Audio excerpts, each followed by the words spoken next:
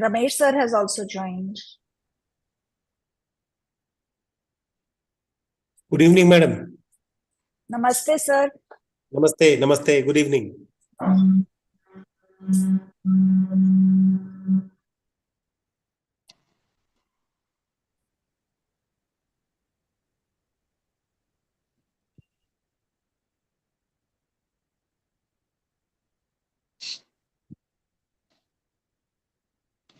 If everybody would put on their videos, I'll take a photo. Ramesh sir, can you put on your video? Yes, ma'am. Welcome, sir. Welcome, ma'am. Thank you so much. Thank you all for accepting to be here, sir. Thank you so much. Our It's pleasure. your contribution that makes the program run. Pleasure, pleasure, ma'am. And we are live now. Please start with the introductions. Yeah, Mr. Good afternoon all. I welcome you on SearchLite 23 updates on secondary amenorrhea. So I welcome Dr. Sujasri Sangeeta. She's a secretary Bhimavaram Obs and Gynae Society. So Dr. Subhasri is a consultant obstetrician and laparoscopic surgeon at Seshadri Hospital, Palakol and Seshadri Hospital, Malikapuram. So I hand over the session to Dr. Sujasri.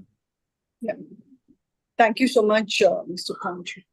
So moving on to the program, I would like to introduce the program director, Dr. Asha Jain, ma'am. Although she requires no introduction, I will just read her CV briefly. Next slide, please. Yeah. So, ma'am is the director of SMSA Hospital, Raipur. She's also the medical director of CPRS. She's the elected member, CG Medical Council, Zonal Chair, Foxy Food Drug and MSc Committee, West Zone. Chairman, Mission Pink Health, IME Raipur, executive member of CG ISAR and also Chhattisgarh SFM. The past offices held by Dr. Asha Jain are, she has been the president of Raipur OB-GYN Society. She has also been the vice president of IMA Chhattisgarh, president of Rotary Club of Raipur North.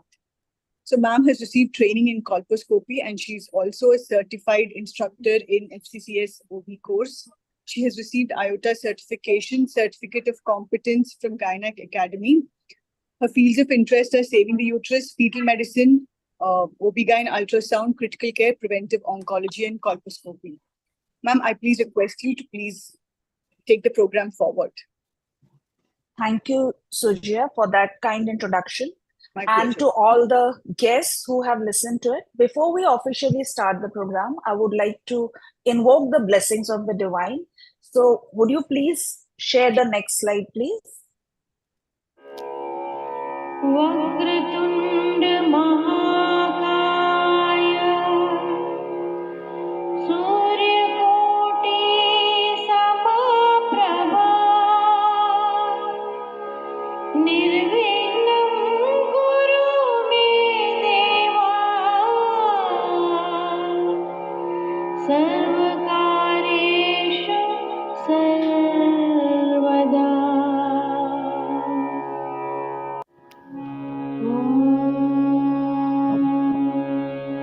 असतो मा सद्गमय तमसो मा ज्योतिर्गमय मृत्योर्मामृतं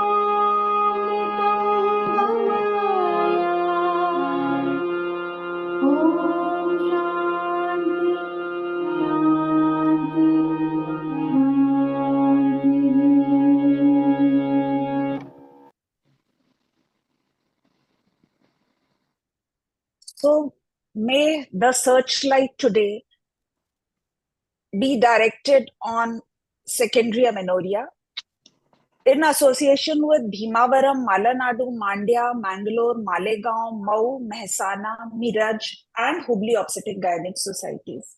I would like to welcome our guests of honor, Dr. Sudhir Shah sir, Dr. Reena Srivastav ma'am, and Dr. Kanchan Sharma to this webinar. I also welcome Dr. Sujasri Sangeeta as our convener. I'm very grateful to have Dr. Lakshmi Sheshadri ma'am and Dr. Shobna Mohandas ma'am for as our respected speakers, and Dr. Sumant Kulkarni, Dr. Mukund Patel, Dr. Chandrasekhar Nayak, Dr. Anuna Kamat, Dr. Annie Soman, Dr. Pradeep Ganiga, and Dr. Kusum Verma as our chairpersons, and Dr. Ramesh Kumar sir, Dr. Pradeep Dorle, Dr. Annapurna, Dr. Vasanta Lakshmi, Dr. Sheila, Dr. Sahana, and Dr. Ekika Singh as our chairpersons. I welcome all the delegates, and I hope this will be a learning experience to all of you as it is to all of us as well. Now, I would like to have the CV of Dr. Sudhir Shah sir. So, Dr. Sudhir Shah sir is an MD FICOG and infertility specialist, and he is working as senior consultant at Manan Hospital, Rajkot. He is an ex-assistant professor at Baroda Medical College. He has authored 7 books on various gynec subjects, past president of Rajkot, invented SRS needle for surgery of NDVH, and has delivered Ahmedabad Gynec Society oration on NDVH. More than this, he is a very senior gynecologist who is ever ready to encourage all juniors in the field. So welcome, sir. We are very grateful to have you here and would like to hear a few words of blessings. You are muted, sir. Sudhir Shah, sir.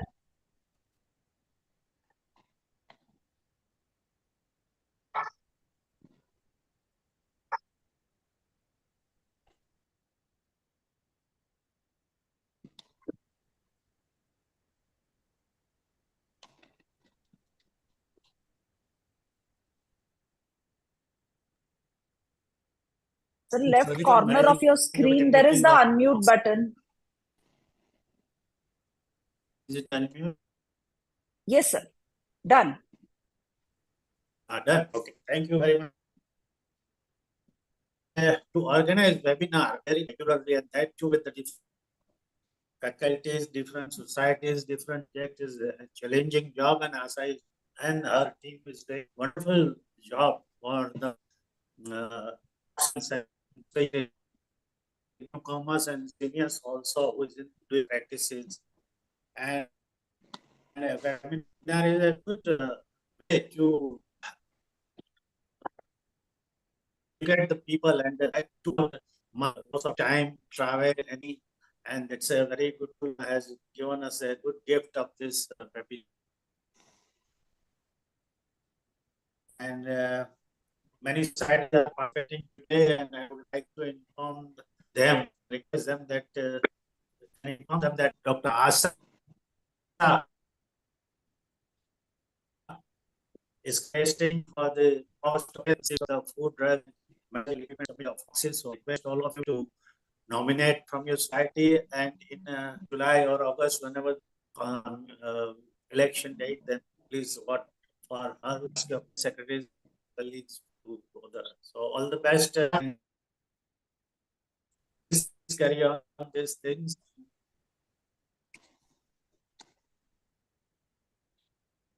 Thank you. Thank you very much.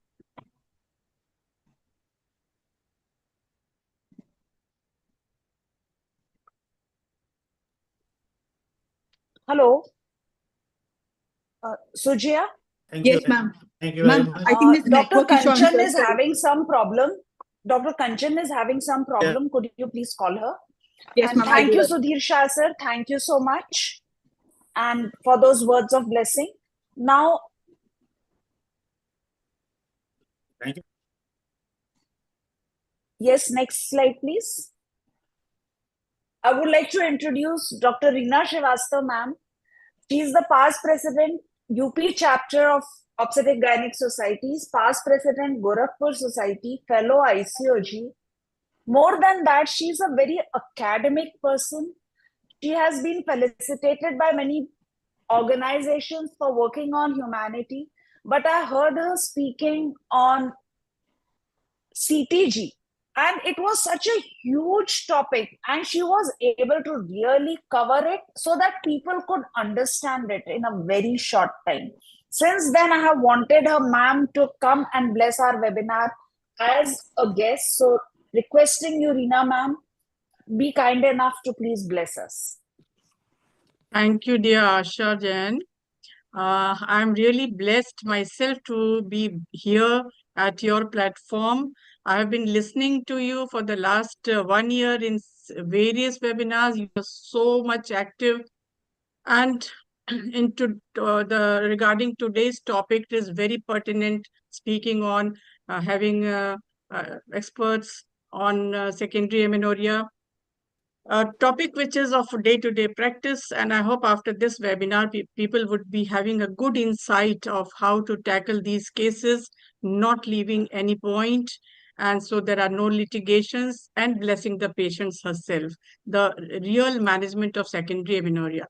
So with this galaxy of experts on this board, Dr. Lakshmi Sheshadri, Dr. Shobna, Dr. Asha Jain as moderator, so many senior persons as chairpersons, and brilliant panelists over here. I hope and my best wishes for a very, very, you can say, important and knowledgeable webinar today, which is going to help all the clinicians today who are there on board. My blessings, you can say, my best wishes, my hearty wishes to you, Dr. Asha, for your future endeavor. We are looking forward for you to be there on board for which you are looking forward. Thank you. Thank you so much for Thank you. inviting me here. And really, I'm blessed to be on this board today. Thank you. Thank you, ma'am. Thank you. Ma'am has a lecture in half an hour and she still agreed to be here. So thank you so much, ma'am. My Now, pleasure. may I have Dr. Kanchan, ma'am? So Dr. Kanchan Sharma is the chairperson of NCD Committee Foxy. She is Director and Chief Consultant, Akash IVF Center at Kanpur. She was the Secretary of Kanpur Society last year, President Ayacharya Kanpur, and ART Specialist, Laparoscopist, Colposcopist. She's done many trainings, has many awards, but more than anything, she has been kind enough to accept this invitation at one go. She was with us last year in Happy Learning, and I welcome you today, ma'am, to this platform to say a few words. Kanchan, ma'am. Thank you, Dr. Asha Jain. Would you I'm please stop really sharing? feeling a great honor and really humbled to share the stage with such great personalities like Dr. Sudhir Shah sir, a great academician and the great Foxy leader from Menon Hospital, Rajkot. Dr. Reena Shrivastava ma'am, past president of UP chapter, well-known academician and a loving person. My sincere thanks and best wishes to Dr. Asha Jain for Foxy Committee Chairperson election. We need such hard worker and the honest person in our Foxy. Devotion with full smile and loving heart is always appreciated. Dr. Asha, I am really appreciating your this update on secondary amenorrhea SearchLite series 23 with the 9 societies. There are great speakers in these, Dr. Lakshmi Sheshadri, Dr. Shobna ma'am, and panel is moderated by you on secondary amenorrhea. Again, heartful thanks and congratulations in advance to you for your and best wishes for your upcoming. Thank you very much. Thanks. Thank you so much. Thank you so much, respected guests. Sudhir Shah sir, Reena ma'am, Kanchan ma'am, you are, if you have the time, you are most welcome to stay on. Otherwise, we will be starting our academic session now. Over to you, Sujaya, to please introduce the chairpersons of the first talk. Yes, ma'am. So moving on to the academic session 1, which is etiopathogenesis and diagnosis of secondary amenorrhea. We have Dr. Lakshmi Sheshadri as our speaker. Firstly, I would like to introduce the chairpersons for this session. Next slide, please. Here we have Dr. Sumant Harikulkarni with us. Sir is a consultant obstetrician and gynecologist at Swananand Nursing Home. He has been awarded the Young Talent Award Contention Device in Siliguri AICOG. He's also received training at Dr. Rajan in Kottayam. He's also received training at Vijayawada, Dr. P.G. Paul Cochin, and he has received his IUI training at Manipal Hospital. He's an ex-assistant professor at BMMC, Solapur GMC, Miraj. So it's a pleasure to have you with us today. Next slide, please. We have Dr. Mukund B. Patel, sir, who is the president of Mehsana OB-GYN Society. Sir is a laparoscopic surgeon and vaginal surgeon. He's also a sonologist. He's an assistant professor of OB-GYN at GMERS Medical College, Patan. He has completed his graduation and post-graduation from BJ Medical College, Civil Hospital, Ahmedabad. He started his private practice in the year 1993. So, sir has been the organizing secretary of various state conferences in Gujarat. He has also been the vice president of GSB IMA Gujarat. He has presented papers in numerous journals and also in various conferences. So, welcome to today's session. We have Dr. Chandrasekhar Naik with us. Sir is a consultant OB-GYN at St. Joseph's Hospital, Dharmagiri. He is the president of Malnadu OB-GYN Society. So, welcome to today's session. Thank you. Lastly, we have Dr. Aruna Kamath with us. Madam is the immediate past president of Mangalore OB-GYN Society. Ma'am, it's a pleasure to have you with us. Sorry. Ma'am, I would request one of the chairpersons to please introduce the speaker, Dr. Lakshmi Sheshadri, ma'am. Can I, Dr. Shankh here? Sir. Can I? Yeah, please, sir, go ahead. Sir. Welcome, Dr. Lakshmi Sheshadri, madam. She is professor and a former HOD of OBGYN department, CMC Vellore, and senior consultant in OBGYN department, Tirumalai Mission Hospital, Ranipet, Vellore. And she has more than 90 in index journals presentation, chapters in textbooks of authored textbooks, Essentials of Gynecology and Essentials in Obstetrics, and revised it many times. Several oration awards are with her in various conferences. Area of interest are gynec oncology and menopausal medicine. And she has done various community work, screening for cervical cancer with the VIA, and screening and management of NCDs in rural populations. She will be speaking today on etiopathogenesis and diagnosis of secondary amenorrhea. We are delighted to hear from Dr. Lakshmi Sheshadri, madam. Over to you, madam. Hello. Hello. Madam, are you with us, Dr. Lakshmi Sheshadri? Ma'am, please unmute yourself. Yes, Dr. I've done that. Thank you, Dr. Chandrasekhar Naik, for that introduction. I'd like to thank the organizers of the meeting, especially Dr. Asha Jain and the other members of this group, Dr. Sujayashri, for giving me this opportunity. Many of you I'm meeting for the first time, and many, of course, I have met and certainly heard of in the past. And I think I really am honored to be part of this group. I'm now going to share my screen and start the talk without much ado. All right, okay, fine. The topic that I have been given is etiopathogenesis and diagnosis of secondary amenorrhea. The management will be handled by Dr. Shobana later. I do think that it is a very, very relevant topic because we are seeing more and more adolescents and even young adults coming with secondary amenorrhea to our outpatient clinic, largely because of the lifestyle changes, the stress that people go through, the weight loss, weight gain, the dietary changes, modifications, and all of this have an impact on the hypothalamic pituitary ovarian axis and affect the hormones which are involved in menstrual cycle or menstruation. And secondary amenorrhea has become quite a common problem. Before we proceed, I would answer a basic question, which is how do we define secondary amenorrhea? It is the absence of menstruation for more than 3 months in a woman with previous spontaneous regular cycles is a standard definition. And it is more amenorrhea of more than 6 months in women with previous irregular cycles. But evaluation is also recommended in the following situations, like in women with less than 9 cycles in a year, an intermenstrual interval of more than 45 days in girls who are older than 2 years after menarche. 2 years after menarche is important because in the initial 2 years after menarche, the cycles can be quite irregular. Whereas after 2 years, 2 to 3 years, it has to kind of regularize. And if the interval is more than 45, they need to be evaluated, even though they don't come under the definition of secondary amenorrhea.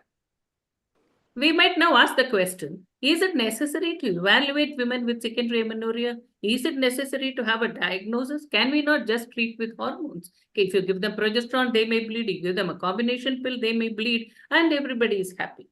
But the answer is that there are several other problems that are associated with secondary amenorrhea. Amenorrhea is only one of the manifestations, and the other problems have also to be dealt with. The psychological problems, anxiety with altered self-image, loss of self-esteem, possible decrease in fertility, symptoms of hypoestrogenism, which may be short-term manifestations of an early menopause. It can be long-term problems like osteoporosis and coronary heart disease.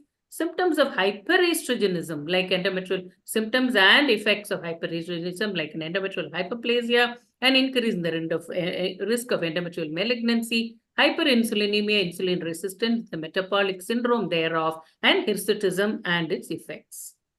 So, considering all these problems are associated with secondary amenorrhea, you need to certainly evaluate. And before we go on to that, we look at why this happens. The basic pathology is an interruption of the hypothalamic pituitary ovarian axis at any level. I think that everybody, even the undergraduates, understand. You could also have a situation of endorgan unresponsiveness. There can be other endocrine disorders which can lead to secondary amenorrhea, and general poor health status is usually associated with amenorrhea as well. Now, pictorially represented, you can see that this hypothalamic pituitary ovarian axis, you have the hypothalamus at which you can have various causes. You have pituitary where you can have hyperprolactinemia and various causes. You have the ovary where you have PCOS or POI, and the uterus, that is the end organ, where you can have a problem. पानी जैसे सब कुछ चाहिए तो हमने निकाल के रखा, किसी को भेजो पानी. You can also, I think somebody Please hasn't request muted. everyone to mute their. Yeah. There can also be problems with the level of the Pranjal? thyroid or adrenal.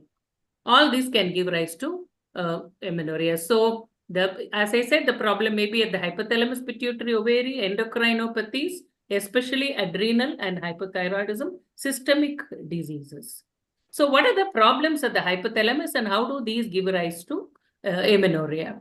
Functional hypothalamic amenorrhea is the most common at the level of the hypothalamus. We need to understand that, and especially in adolescents, the stress that they go through preparing for their 12th exam, the NEET exams, the coaching, the stress, pressure on them.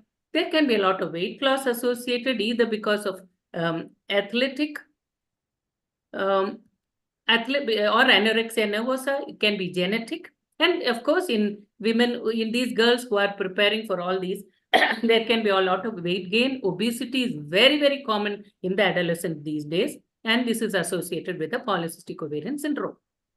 Now, hypothalamic causes account for 30% of all cases and is the second most common cause of secondary amenorrhea. The functional hypothalamic amenorrhea causes a decrease in the GnRH secretion. It can be a decrease in the pulsatile secretion or absence of mid-cycle surge of LH. This is what the GnRH decrease causes. It, of course, is associated with anovulation, and serum FSH level is low or normal. And therefore, the serum estrogen also would be low. Common in young girls, especially because of stress, inappropriate diet, and lack of or excessive exercise.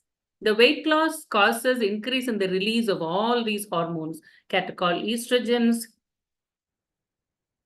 It causes a relief, catechol estrogens, ghrelin, and endogenous opioids, alteration in kisspeptin, and decrease in the leptin. And all these act by reducing GnRH secretion. Now, other hypothalamic causes are not so common, and they also act by decreasing the levels of GnRH.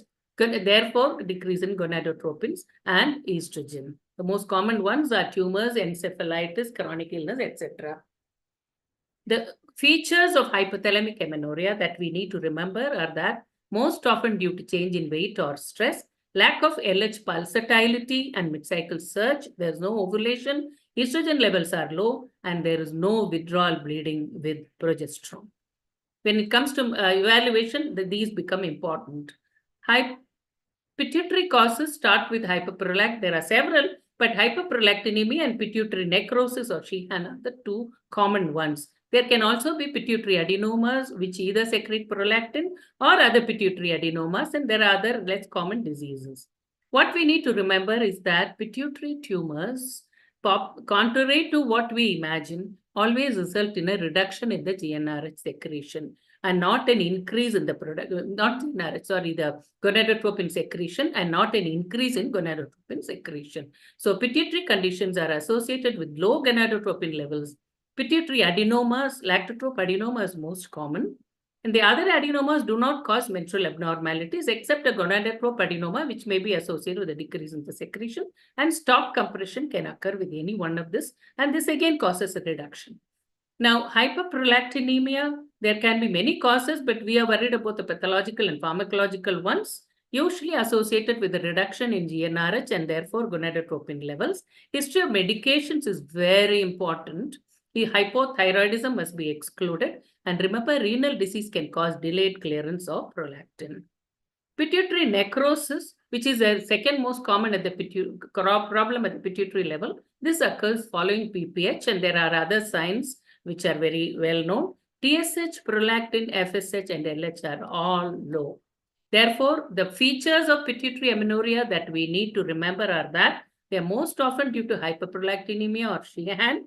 Gonadotropin levels are low, estrogen levels are low, serum prolactin helps to differentiate between the two conditions, and there is no withdrawal bleeding with progesterone. Moving on to ovarian disorders, this is the most common cause of secondary amenorrhea. Alteration in the hypothalamic being the second most common. Alteration in estrogen and or progesterone secretion occurs whenever the ovary is affected. You have polycystic ovarian syndrome and primary ovarian insufficiency are the two common causes. If I get into the description of polycystic ovarian syndrome, it's going to take all day. So I will just say we all know the definition. And in the adolescents, the definition may be slightly different from what is in the adults. Now, if you just broadly look at the pathophysiology, obesity leads to hormonal imbalance and in peripheral production of estrogen, insulin resistance, hyperlipidemia, giving rise to hyperandrogenism, functional ovarian hyperandrogenism, and alteration in the pituitary LH production. All these lead to anovulation, various manifestations, and amenorrhea in polycystic ovarian syndrome. The next cause at the ovarian level is primary ovarian insufficiency, which is usually ovarian failure with high FSH levels occurring under 40 years of age. There are two categories. The first one associated with accelerated follicular depletion, which is usually associated with any chromosomal abnormality, even Turner mosaic or galactosemia, sometimes autoimmune. POI without follicular depletion, which we used to call resistant ovary in the past, is because of a defect in the FSH receptors in the ovary, estradiol precursor production, or aromatase, defects in aromatase function. So the features of amenorrhea are due to ovarian disorders that PCOS is the most common, diagnosis is clinical, there is withdrawal bleeding with progesterone. POI is most often autoimmune, elevated FSH, and no withdrawal bleeding with progesterone.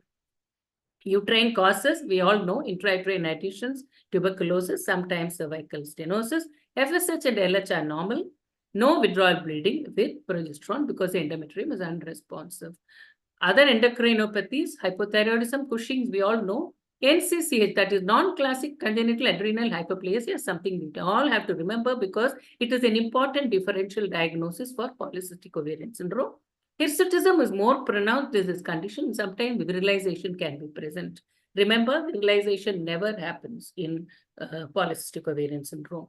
Serum 17-alpha hydroxyprogesterone and DHEAs are elevated in this condition, and these are the two tests that will help us differentiate between the conditions.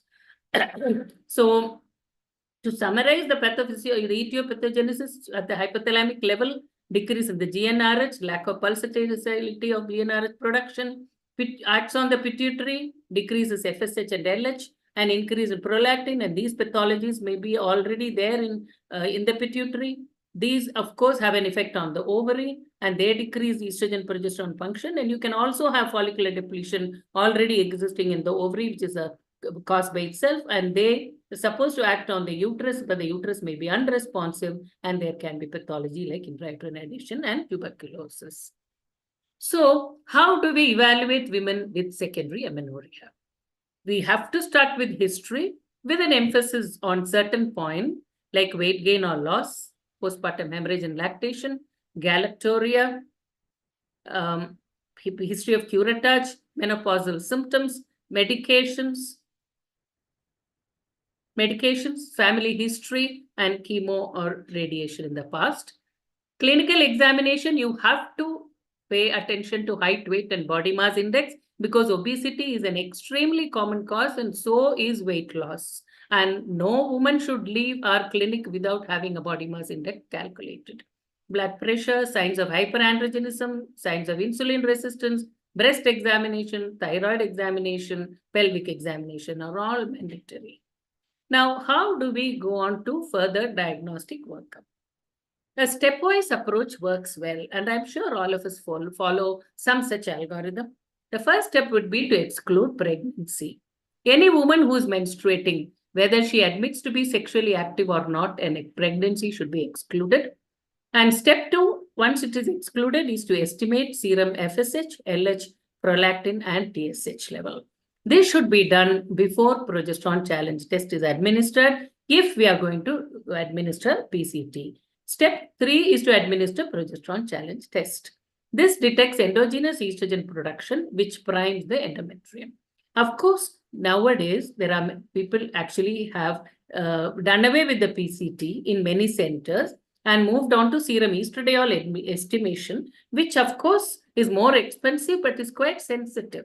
And does the same thing as a progesterone challenge test, but may not be available everywhere. So if you're working in a setup where the other hormonal evaluations are available, but not estradiol, it may be easier to do a progesterone challenge test. And which is done by using any one of these progesterones and waiting for 2 weeks for bleeding to occur. Now, this algorithm is something that I find extremely useful. In a woman with secondary amenorrhea, first do a pregnancy test and exclude pregnancy. If that's negative, go on to FSH, LH, prolactin, TSH, and either do a serum estradiol along with that or progesterone challenge test. Now you have 1, 2, 3, 4, 5 groups here.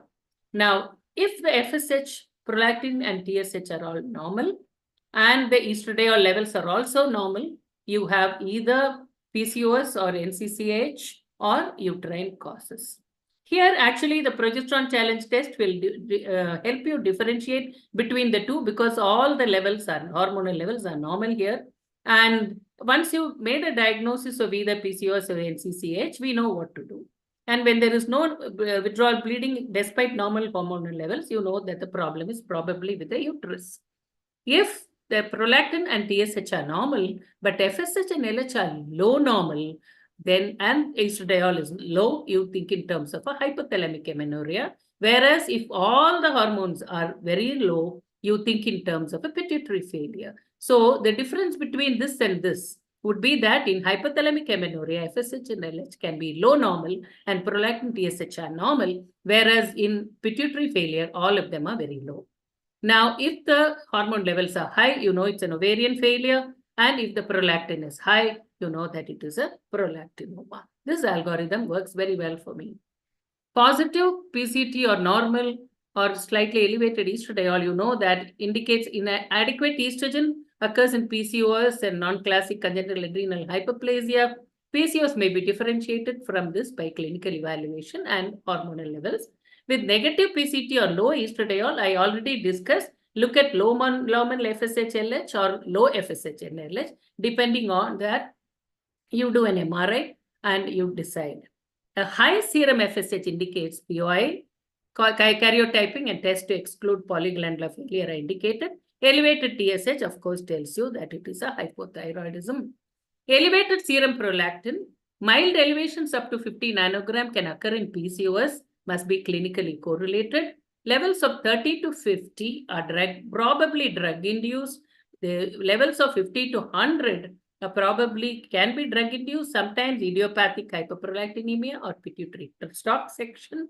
High levels around 200 are indicative of a microadenoma, whereas 200 to 1000 are indicative of a macroedema of more than 1 centimeter. MRI is recommended when the levels are at 50 to 100 or 200 and more. If all hormonal tests are normal and PCT negative, you know that it is a uterine cause. Ultrasonography is the next step. Some people might give an estrogen-progesterone combination challenge test. So, to conclude, secondary amenorrhea is a common problem. PCOS with weight gain, acanthosis, and hyperandrogenism common in adolescents and young adults. Hypothalamic disorders also common in adolescents due to stress and lifestyle changes. Sheehan's and Asherman's occur in Paris women of middle age. POI, hyperprolactinemia, can occur at any age. Stepwise protocol for evaluation yields the diagnosis in most cases. Thank you very much for your attention. Thank you so much, ma'am. Over to the chairpersons, please. Hello. Thank you. Thank you, Very- Sheshadri madam. Yes, Yeah, yes, you can go ahead. please go ahead. So, yeah. You can go ahead. For Suman, explaining sir. how to. Hello. Yeah, please go ahead, Dr. Chandrasekhar, sir, please. Thank you, Sheshadri madam, for explaining the etiopathogenesis and how to diagnose the secondary amenorrhea in day-to-day practice, and how to distinguish depending upon the etiology that of secondary amenorrhea, pituitary, hypothalamus, and ovarian level, and managing these cases will be easier for us now onwards. Thank you, madam. Thank you. Thank you. Suman, sir, would you like to say something? A very good evening to you all. I think it is a dream of any person who wants to pursue a career in medical field to get the admission at CMC Vellore for UG or at least PG and super specialty. If not, at least you should get an opportunity to listen to the giant professors of CMC Vellore. And I think today we are very lucky to listen to Lakshmi Sheshadri madam for this a very routine topic of each and everybody's clinical practice. There is a secondary amenorrhea. Thank you. Thank you so much, madam. Thank you. As we are all trained, when we are examining any patient for per abdominal examination for lump in abdomen, that we ask the patient to void the urine first, because the full bladder always confuses your diagnosis. Likewise, when a patient steps into your OPD with a case of secondary amenorrhea, I think one should rule out first the commonest cause like a pregnancy, lactation, and of course at a later age, the menopause. Lakshmi madam has really given an exhaustive list and information of how to approach these patients and how to investigate. I feel today honored to be in the galaxy of these obstetricians and gynecologists on this platform, like Dr. Sudhir Shah, Lakshmi Sheshadri ma'am from Vellore, Kanchan Sharma ma'am, and Shobhana Mohandas ma'am. And of course, the main backbone behind this webinar series, the SearchLite, none other than Dr. Asha Jain ma'am. Thank you very much, Dr. Ma'am, for giving this opportunity and a very nice informative lecture, Dr. Lakshmi madam. Thank you. Thank you. Thank you. Thank you, Suman, sir. Thank you, Chandrasekhar, sir. Over to you, Sujaya. Yeah, ma'am, finally, I would just like to add, we've seen during our PG days, we've had a lot of lectures from Dr. Lakshmi ma'am. So it's almost like I've gone back to my PG days. Ma'am, it was an amazing session. I almost felt like a postgraduate running through everything. So, and ma'am, when I actually recommended your name to Dr. Asha Jain, ma'am, I was like, we have to give this lecture to Dr. Lakshmi ma'am. Ma'am, you've done great justice to it, ma'am. And it gives me great pleasure to say this is one of the best lectures you've had on our series to date. Do you agree, ma'am? Asha, ma'am. Yes, yes. Ma'am, I've taken your protocol screenshot and I've shared it in the group so that everybody can keep it. Thank you. Thanks. Thank you, ma'am. Thank you once again. So moving on to the next session. Can we have the slides? Would you please share the CVs? Yeah, Dr. Prajwal. Sorry, Mr. Prajwal. He's Pranjal, Mr. Pranjal. Pranjal, okay.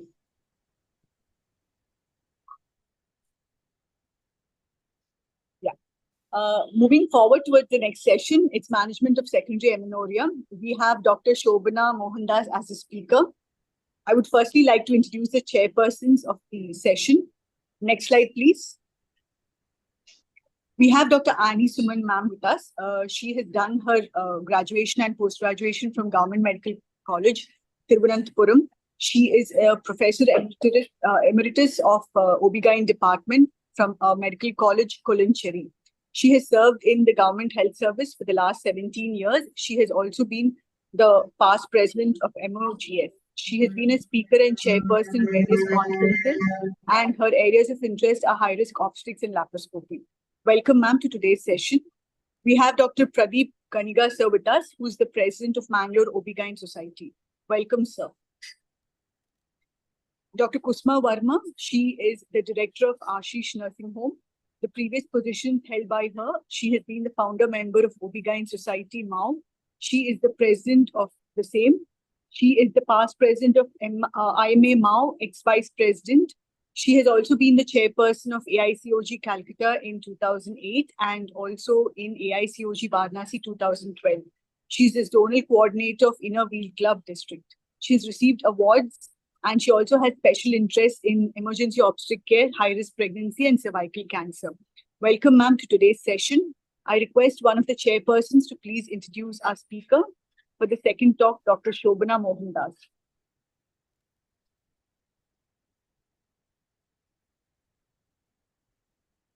Yeah, can we have Dr. Kusma Verma introducing the speaker, Dr. please? Kusum Verma, ma'am.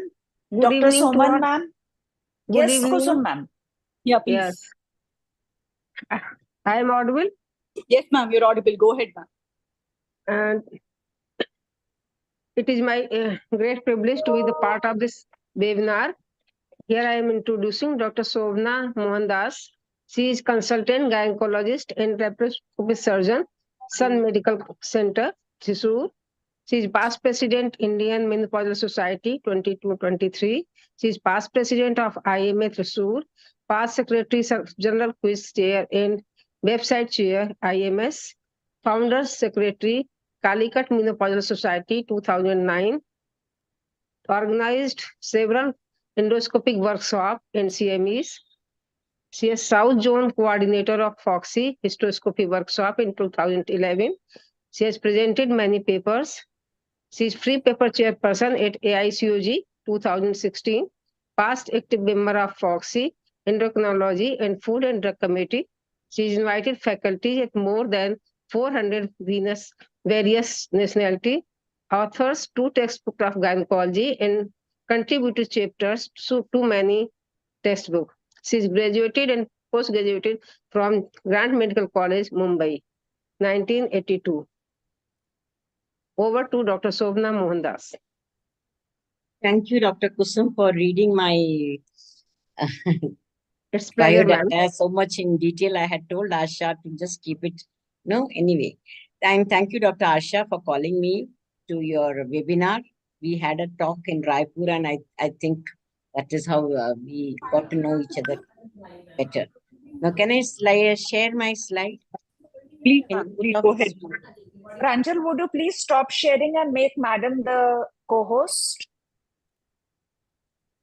Thank you, Dr. Asha, for giving me this topic because I've been called only for menopause topics and it's so refreshing to try to talk on something different, you know. So here we go. I bring you greeting. Is my slide shared?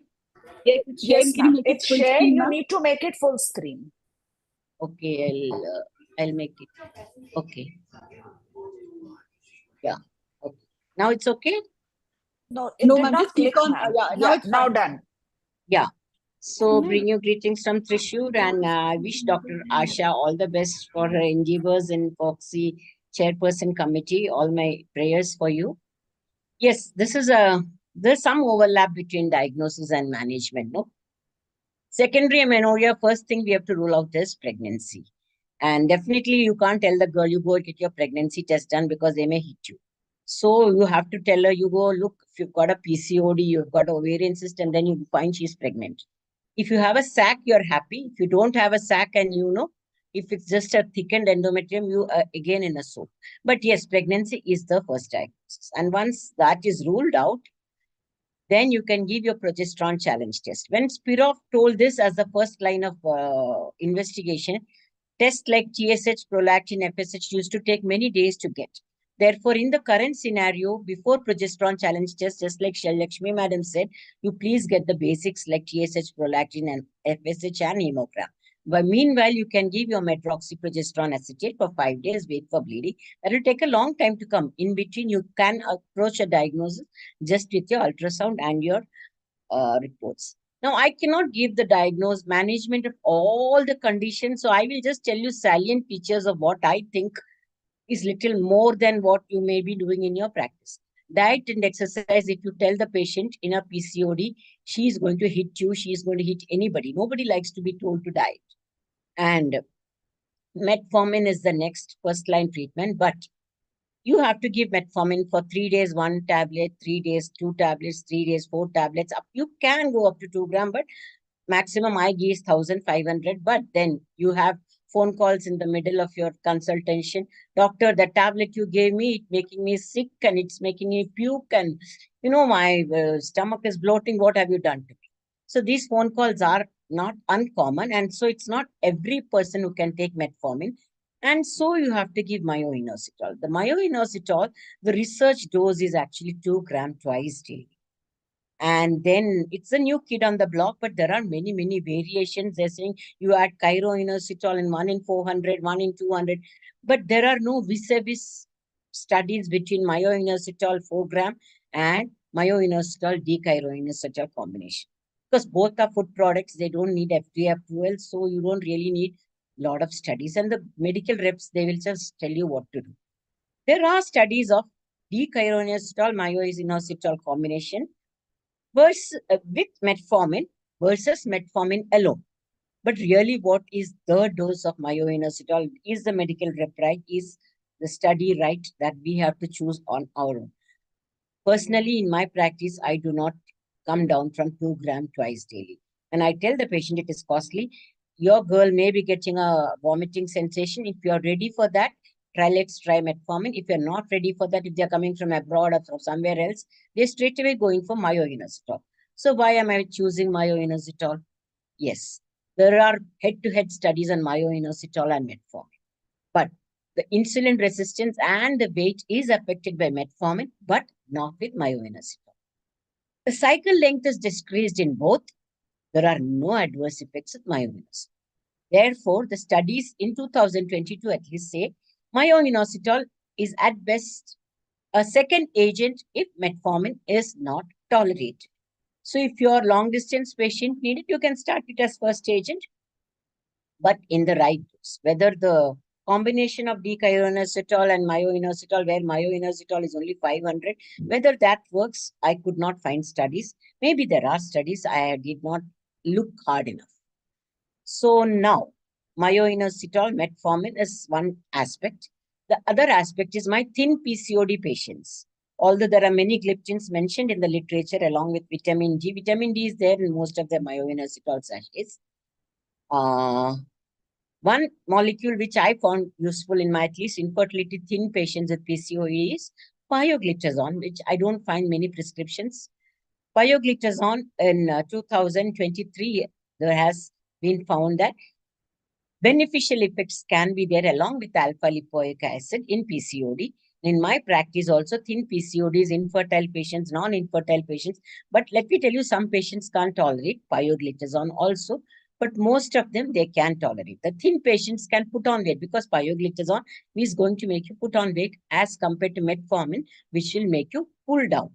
So that is my choice.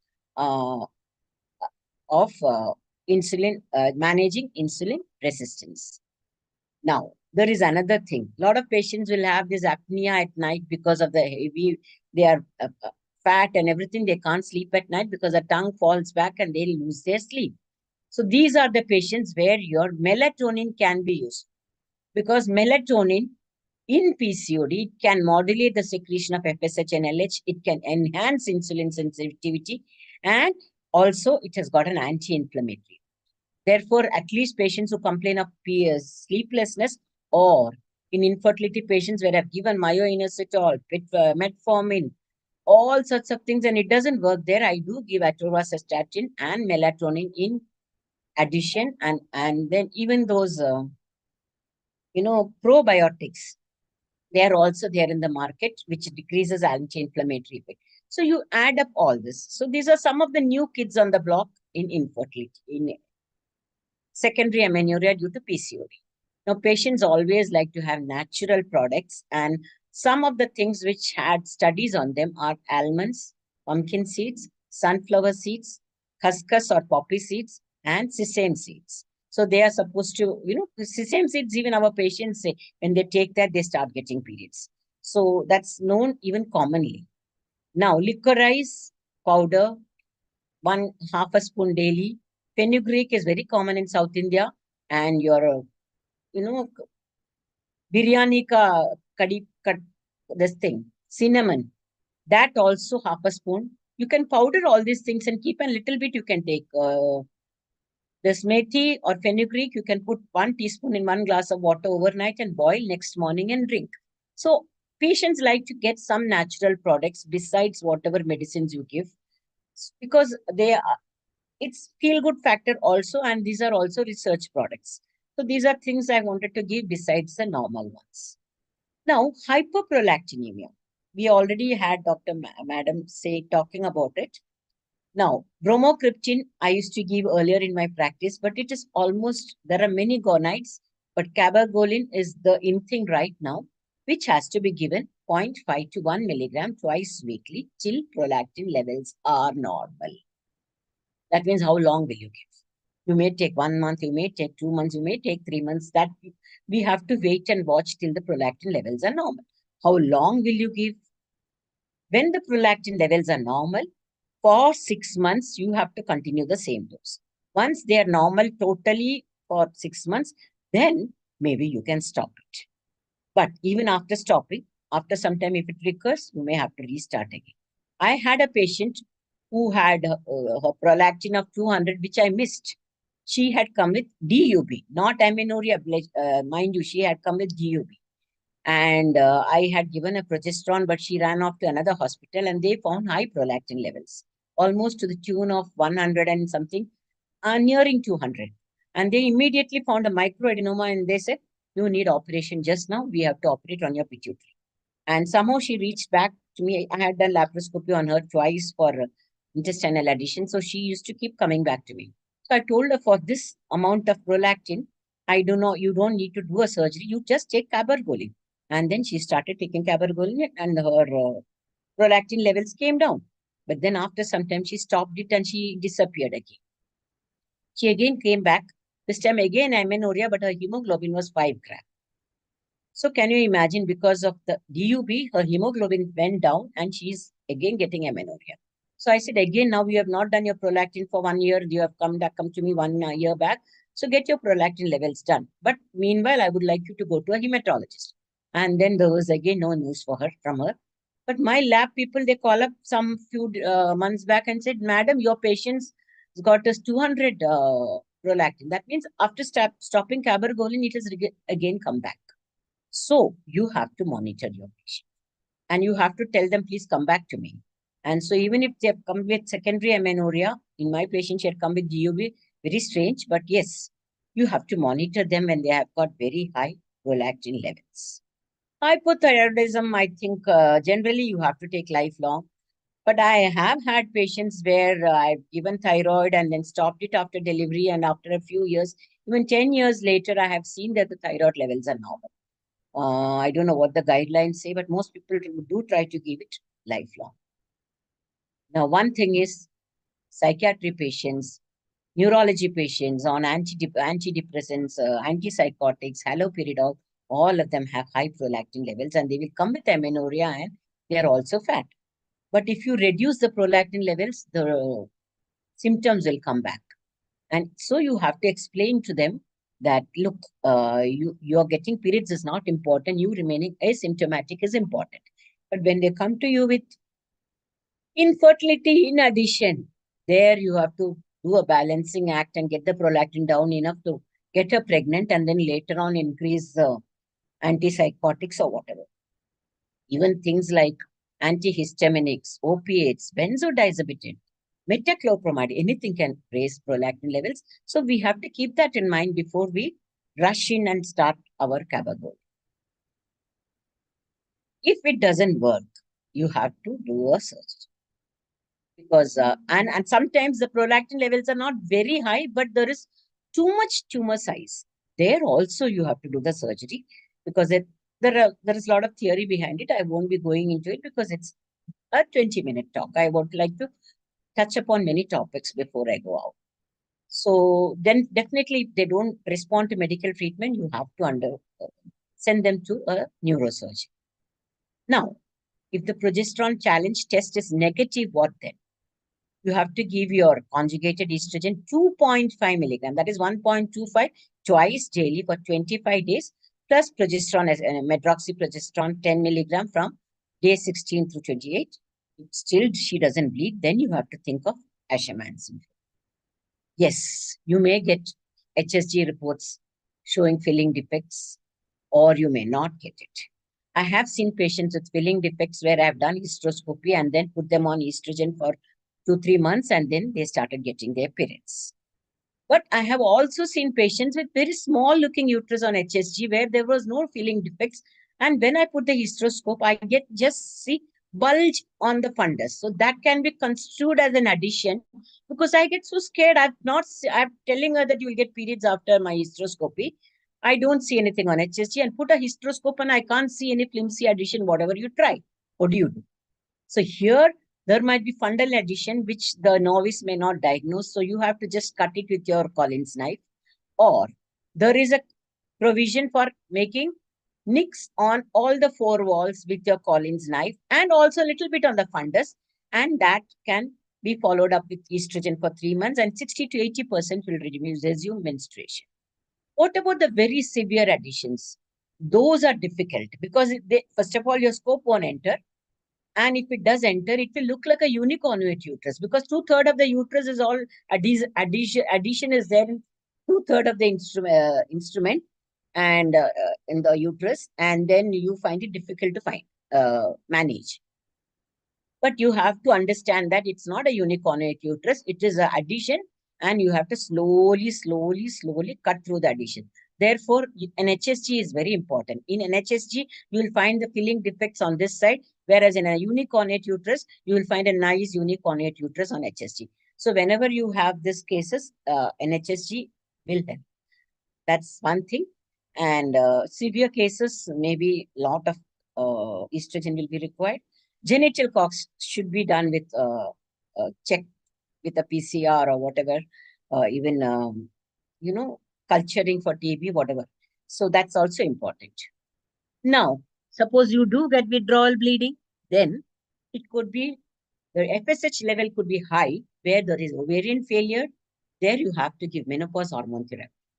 Or if the FSH levels are low, then it could be hypothalamic failure, which has already been mentioned, or it could be pituitary failure.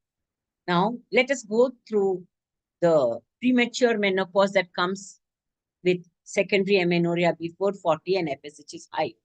You have to treat them, and the short-term thing is you have to, problem will be vasomotor symptoms, atrophic vaginitis, dyspareunia, or primary or secondary amenorrhea. And long-term, you will have bone or cardiovascular disease. I had a patient who delivered with me, and maybe 1 year later, she went into secondary amenorrhea, just 28 or 30 years old, and she had gone into high FSH. And I told her, and her mother died at the age of 50, cardiovascular disease. So and she also had secondary amenorrhea, and nobody must have diagnosed premature ovarian failure. And now her daughter has also got premature ovarian failure. And unless and until you substitute estrogen for these patients, they can have cardiovascular disease and they can have early death because of cardiovascular disease. So it's important to diagnose and continue to give estrogen and progesterone till the age of natural menopause. In patients who desire pregnancy, you have to give ART, donation, oocyte donation, or adoption, or something like that. Now, the patients who desire pregnancy with diminished ovarian reserve, with frank amenorrhea, or even very delayed periods, there are newer things like platelet-rich plasma, which is really cheap. You just concentrate the platelets from the patient's blood, and it can increase angiogenesis, cell migration, differentiation, proliferation, oxidation, and everything. And you can just collect it in they give you a test tube with it, you spin it and take the platelet out of the top layer and inject it into the ovary through laparoscope or through the ultrasound. And it can be combined with stem cells taken from the iliac crest, and both are combinedly given into the ovary, and that can also help these primary ovarian failure patients who want to conceive.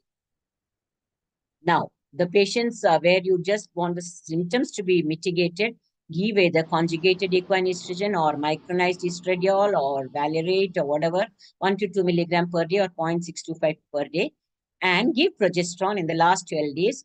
The progesterones which have less effect on the breast are breast cancer, at least, dydrogesterone and micronized progesterone, but they are little expensive. If your patient is not that rich, you can even give medroxyprogesterone acetate in the last 10 days. Now, it's easy to give OC pills, no? Because it has estrogen and progesterone. What's the difference? OC pills contain ethinyl estradiol, where the estrogen doesn't get hydrolyzed fast. And one OC pill, even with 20 microgram, is equivalent to 4 tablets of conjugated estrogen, 0.625. So when you're giving 1.252 BD, the way they have asked us to give, it may be almost equal to a COC pill, but you have to avoid COC in patients who smoke or are obese or have migraines or have hypertension. Now, how long till the natural age of menopause, which is 46 in India? Side effects, you can have breast tenderness, you can have endometrial bleeding, which is good for the patient. I mean, they won't complain. Headaches may increase, changes in liver function, and rarely, even up to 78 weeks later, you can have inflamed pancreatitis. That's very strange. If there is breast tenderness or bleeding, you have to reduce the estrogen dose. If there is irritability or depression, don't say it's all because of your grandchildren or it's because you're worried about your husband that you're getting irritable. You have to reduce the progesterone dose. Understand that progesterone can cause irritability and depression. And water retention. The blouse is getting tighter, the churidar is getting tighter, things like that, you have to reduce the progesterone. And the patients who are getting fatigue, loss of libido, premature menopause, they do have loss of libido. Here you need testosterone implants, or if it's not available, simple, you give your tibolone. That is get converted to estrogen, androgen, and progesterone. So you get your feel-good factor also as far as sex is concerned. No bleeding, no effect on breast, and good effect on mood and libido. So that's maybe one up on estrogen progesterone therapy. It has been used for the treatment in the dose of 2.5 milligram per day for almost 20 years. So when you counsel a patient for hormone therapy, you have to say it does not restore reproductive function. You are not going to get with it. Menstruating is not a must, but preserving healthy estradiol level is, and that's why we are giving you the drug. Menstruation is just a side effect. We are giving it you so that you won't die of heart attack, you won't die of brittle bones, you won't get fractures. That's important that you have to take it. But if you don't want children, please understand contraception is required in a woman who is wishing to avoid pregnancy, and treatment should be monitored with annual biennial hormone tests. What about functional hypothalamic amenorrhea? Dr. Lakshmi told us about that person, +2 woman who is studying, or the athlete I had a badminton champion. She had gone for Commonwealth Games also, but for 1 year she didn't have periods. That was because they were exercising so much. And there are very finicky children who cannot eat at all. They rush off for their classes without eating, and they also go into amenorrhea. Here you have to give psychological support, sometimes estrogen replacement therapy. But these athletes, you have to either tell them to reduce their exercise or just not worry about amenorrhea because they have to achieve something.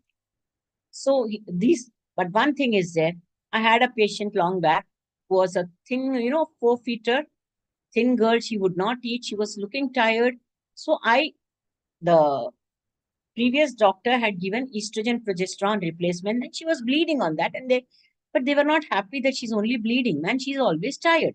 I said, bleeding and tiredness don't go well together. Something is wrong with you. And I sent her to the physician, and lo and behold, she had a brain tumor. So please don't fall into the pitfall that when you give estrogen replacement therapy and when they are getting periods, you just go on making them bleed only. You have to not overdiagnose hypothalamic amenorrhea all the time, that it is functional. You have to look for other causes. If there is, adrenals, Cushing's, all these things you have to look for in detail and not just falling into the pitfall of functional hypothalamic amenorrhea, which is stress-based. Because it happened to me, and then 2 years later, that patient died because of brain tumor. But at least a diagnosis had been made. But these things can happen. And now, finally, we all know the PPH woman. And she may go into amenorrhea. Please don't go into the pitfall of saying you are feeding your baby, so you may be having amenorrhea. She could be having Sheehan syndrome. So you have to test whether her ACTH is normal, thyroid is normal. Maybe you have to check if the growth hormone is also normal. Another thing is, suppose they go into a PPH and they undergo an obstetric hysterectomy. That is also a scenario where you will not even think of a hormone replacement therapy because amenorrhea is there because of the hysterectomy. But you will miss out that she has to be given steroid because ACTH is not normal. You will miss out that she has got will require thyroid because you just expect that amenorrhea is there. So in a woman with a PPH where even obstetric hysterectomy is done, please remember Sheehan syndrome has to be kept in mind. I also know a relative patient of mine who has had a posterior pituitary going off. She had amenorrhea, but all her FSH levels were normal. But she used to have diabetes insipidus where she had to drink a lot of water. And giving, desmopressin, nasal spray would stop her from drinking water. And throughout the 20 years after her delivery, she had to take desmopressin. But her FSH was normal. So that is the opposite. Sheehan syndrome is anterior pituitary and desmopressin replacement requiring for posterior pituitary damage, that is ADH, diabetes insipidus. So all this can happen with PPH. So an obstetrician cannot just think of amenorrhea. You have to think of a woman as a whole. When a woman comes to you with tiredness and everything, you have to check out all the hormones or at least refer her to an endocrinologist saying, I suspect Sheehan's even if she doesn't have a uterus. So that's important for all us to think about it. So I think, I don't know if I'm before time, I sort of finished telling you all that I thought is outside the curriculum. I have not touched upon everything that is routinely taught. And thank you for listening to me. Thank you, ma'am, for that talk. I request the chairperson to please give their concluding remarks, or if they would like to add a few things. Hello. Yeah, please, Dr. Annie Soon. Am I audible? Yes, ma'am, you're audible, ma'am. First of all, I thank Dr. Asha Jain for giving me the opportunity to chair this session, because most of you are unfamiliar to me. Only Shobana and Dr. Lashmi are familiar to me. Regarding Dr. Shobana, she's a well-known orator and well-known laparoscopic surgeon from Trichur, Kerala. Thank you. Thank Malayali, you, so no. So Shobana has given a very good, very vivid lecture on the various aspects of treatment of secondary amenorrhea, and which is that also depending upon the causes, each and everyone specifically. And it is starting from the natural products up to the later of stem cell therapy and plasma platelet rich therapy and all those things. And also, I was also most of the time wondering how long I should treat this like hyperprolactinemia. And now only I know that we should treat it even 6 months after becoming this prolactin levels normal. Most So, of the time we send them to endocrinologists. No, that is why we don't realize. That's the thing. So thank you, Shobana. So such a nice talk. And thank you all for giving me the opportunity. Thank you, ma'am, for your words. Pradeep sir, would you like to add something? Yeah, thank you, ma'am. Very big. Yeah, first of all, thank you on behalf of Mangalore Gopi Society for involving us. Yeah, it's a nice informative session on the management of. Can you hear me, ma'am? Yes, yes. Yeah, Yes, sir. it's an informative session on management of secondary amenorrhea. I think we all see every day a lot of cases of secondary amenorrhea in all age groups actually. I think, yeah, this makes us to make our practice little easy in treating the secondary amenorrhea cases in day-to-day practices. Once again, thank you on behalf of our society. Thank you once again. Dr. Kushum Verma, would you like to add a few words, ma'am? I don't think, ma'am. Every part of this has been covered, and I'm thankful, Dr. Asa, especially Dr. Asa Jain, for making me part of this webinar. And she has covered all the things for the treatment of secondary amenorrhea. Nothing is untouched. Thank you, Doctor. Thank you, sir. Thank you. Can I make a few one or Yes, two I'm comments? so glad you have not Yes, gone off, ma'am. Yes, madam. ma'am. Shobana, I just wanted to say about these being overweight, PCOS girls and their diet. I know that they are not going to be happy, but I never give up because I think you leave them at this point with this kind of excessive weight. Like I said, every patient who comes to the clinic, even if the registrar postgraduate is bringing the patient to me, height, weight, and BMI have to be checked before they even enter my room. And they all know it, and even in the exam, as an examiner, I will ask. And if the BMI is even slightly higher, I think a dietary advice, not only to the girl, to the mother, to the father who brings every day evening a lot of mixture and samosa and that is very puffs, important. to show his love. So I actually spend something like 20 minutes, and I have a nurse who will give this dietary advice. She will listen to me and she will just take them aside, and then we have. We all do that, madam. But initial thing is that they get angry. That is it. But they do get. But I think you have to take time. Yeah, one thing. The second thing is the growth hormone that you have written for Sheehan syndrome. Growth hormone is certainly not. See, the thing is, if she's got a Sheehan following a PPH, she's fully grown. Her epiphyse is all fused. Madam, I just took it from books. I'm not vouching for it. Growth hormone. I've managed a lot of Sheehan, and I happen to be married to an endocrinologist who, and therefore, just to say that we don't actually use growth hormone. Number one, but the deficiency you have to check. Should be checked. It may be there, but you can't do anything about it, and you can't administer growth hormone at this stage. Number one is the expense, and number two, she's not going to grow because her epiphyses are all closed. So we actually give them replacement of steroids, replacement of thyroxine, and of course the combination pill, whatever. How often you have to give desmopressin, madam? The desmopressin, posterior pituitary. Sheehan, we don't. Sheehan is anterior pituitary, but what about the posterior? Have you seen cases? We have. I mean, I have, and I know that they use it. But once it comes to that level, I generally send them over to the other side. Other side, to my, right. Thank you. I just wanted to make these two comments. Thank you for the comments. Thanks.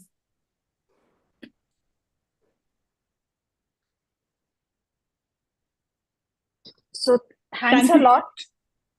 Thanks a lot, my respected speakers, Lakshmi ma'am and Shobna ma'am. If you would stay on, if you have the time as experts, I would be really grateful.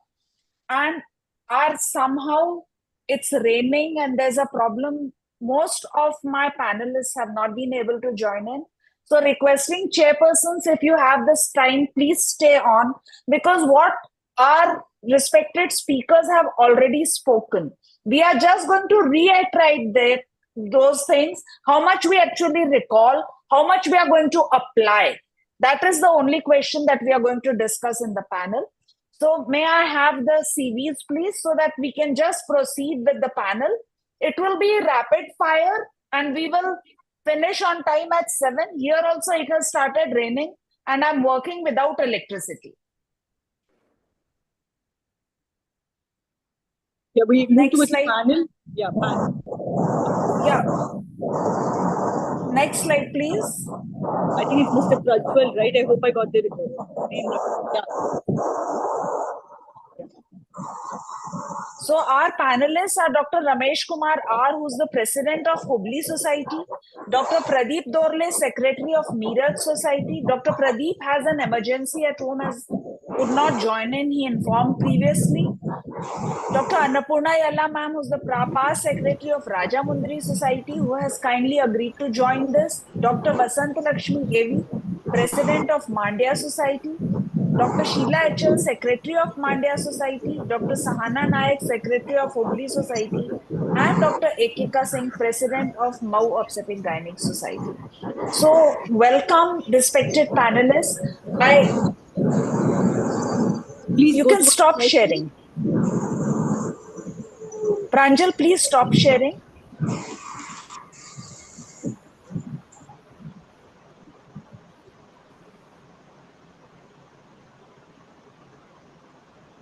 So we will now start the panel, requesting everyone to pitch in, and we start now. So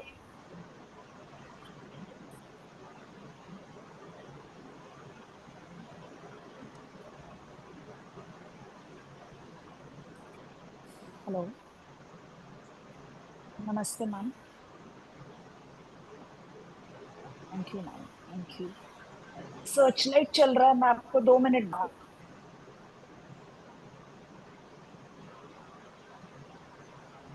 Hello. Yeah, ma'am. I'm sorry. There are so many calls coming in. So secondary amenorrhea is characterized by cessation of previous regular menses for 3 months or previously irregular menses for 6 months. That is the definition.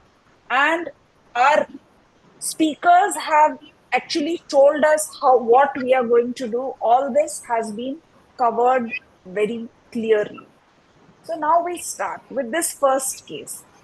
She is a 28-year-old lady. She's had irregular periods since adolescence, and her last menstrual period was 7 months ago. She has gained a lot of weight. She's hirsute, though she is going to the parlor regularly. There is acne. She's also under treatment of a skin doctor, and they are dermatologists. They have advised her, don't eat this, don't eat that. All that is on. On ultrasound, the ovaries are showing polycystic ovarian morphology, and she has an elevated LH-FSH ratio. Testosterone levels are high. Now, what could be the cause in this case?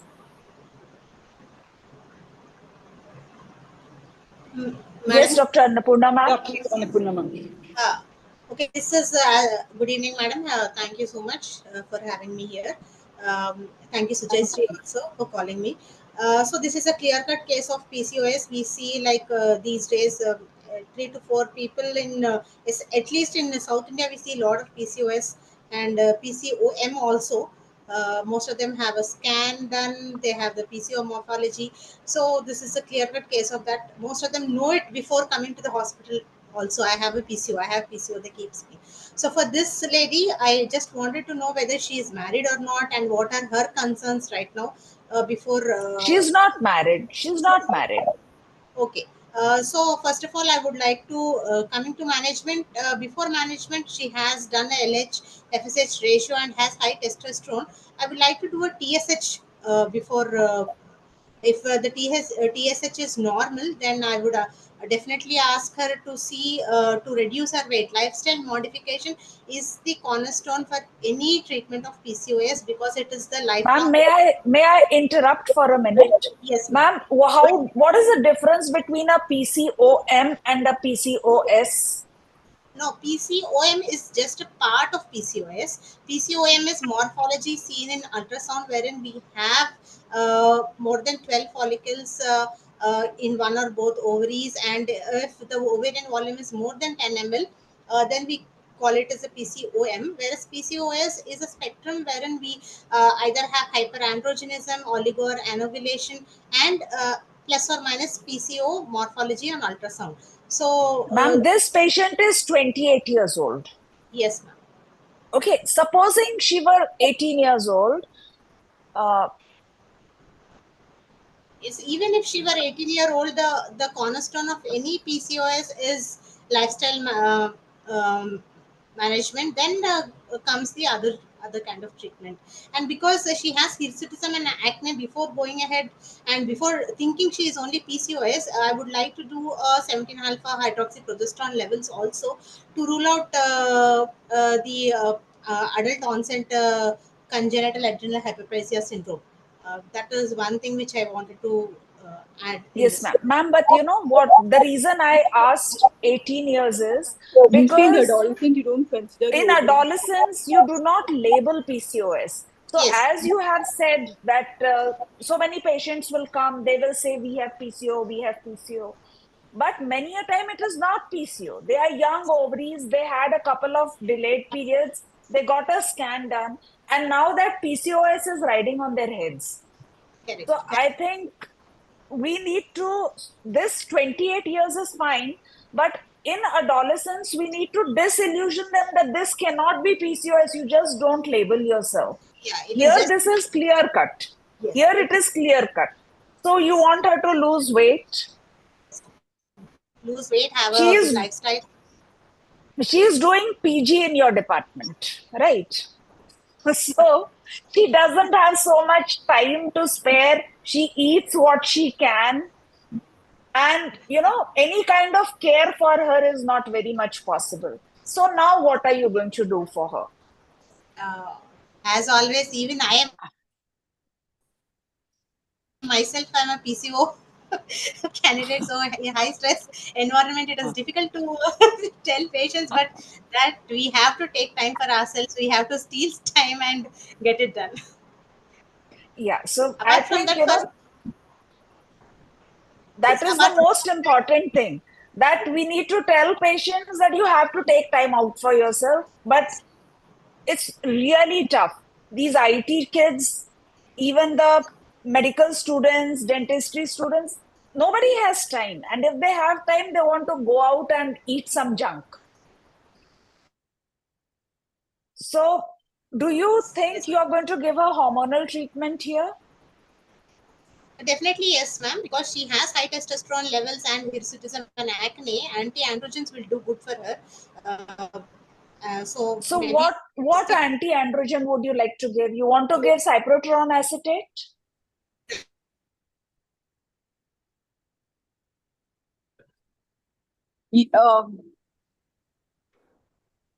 Yes, ma'am. I think ciprofloxacin estate would be suitable in this case because she has hirsutism and acne.